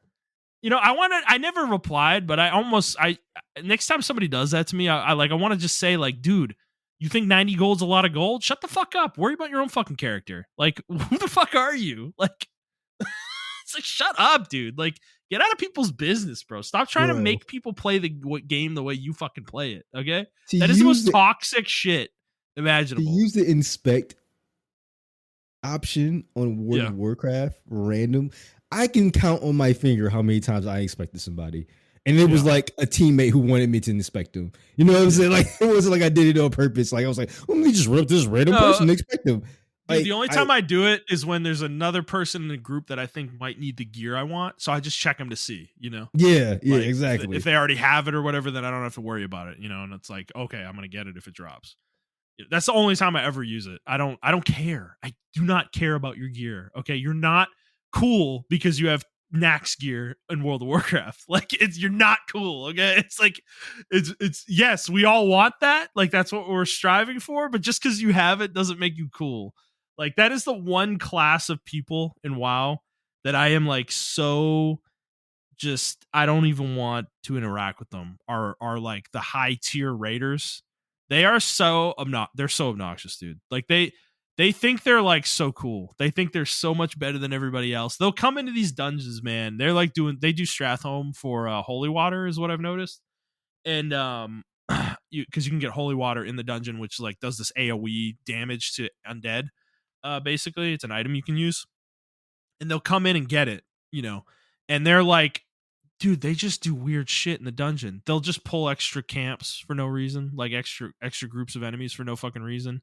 They will deliberately attack what the tank is not attacking and like pull aggro. It's just like a look at me energy, Like, oh, my gear is so good. Oh, I killed 4 mobs by myself, while you guys were killing that one. Aren't I just the coolest motherfucker in the game? It's just it's that kind of shit, and they're obnoxious as fuck. I can't stand them, bro. Like, I'm just like, I see a raider and I'm like, bro, if this motherfucker isn't just like doing damage, like, get him out of my group. It's like, because it's great. They can make the run faster because their gear is so good and they're doing so much damage. But man, like, if they're doing shit like that and they're like trying to wipe the fucking group or whatever, or limit test, it's like, I'm not here to limit test, bro. I'm here to get out of here. I'm here to get in this dungeon, out of this dungeon in 30 minutes. Okay, that's what I'm here for. I'm not limit testing shit, Like, I want to see if my pants drop. They're not going to drop. Okay, great. Then get to the next one. It's like, I'm not here to fuck around, It's like, so I don't know. It's just, there's a lot of people online. They got their egos, and metas and min-maxing. It's okay. Min-maxing is fine on its own. Metagaming, it's okay. Like getting obsessed with the meta is okay. But like do it for yourself. Don't project that onto others, you know? It's just that's the issue, you know? Except if it's League of Legends and your jungler doesn't smite. You know, that's just an incorrect play. You know, you just you should be doing that, you know, but objectively. No, I mean it is an objective fact. Sorry. Any League player would agree with that. We can't say any because there are people on our team who just don't who don't do it. Who play jungle and don't do it. It's crazy. It's crazy how much that happens, man. In low elo, it's crazy. It's actually it was so bad. I wanted to start a Reddit article about it, and I wanted to tag my. I literally recorded. I have like 10 separate instances of like when people just didn't smite. We should just make a video and post it on our on the fucking YouTube, dude. Like don't say anything, no commentary, and just title it "Why Don't Junglers Smite?" You know, 2025, and just put the clips in there, like literally, and that's it. You know, and like put the fucking Curb Your Enthusiasm music over it. You know, you know, it's like something like that. It's easy. That's an easy upload, right? Yeah, that's an easy upload. I can do that. That feels like fun. That feels funny though. You know. All right. I think we've been rambling long enough here. So Montrell, thank you for joining me today. Everybody listening out there, thank you for listening. If you like this episode, please like the show, review the show, and subscribe to the show, whatever feed you're listening to it on. Please subscribe to us on YouTube. We are the Players Take on YouTube as well. If you would like to send us a question, you can do so on Twitter at the Players Take, or you can send us an email to theplayerstake01@gmail.com, and we will most certainly answer it on the show. And that'll be it for us, guys. We hope you enjoyed this episode, and we will see you next week.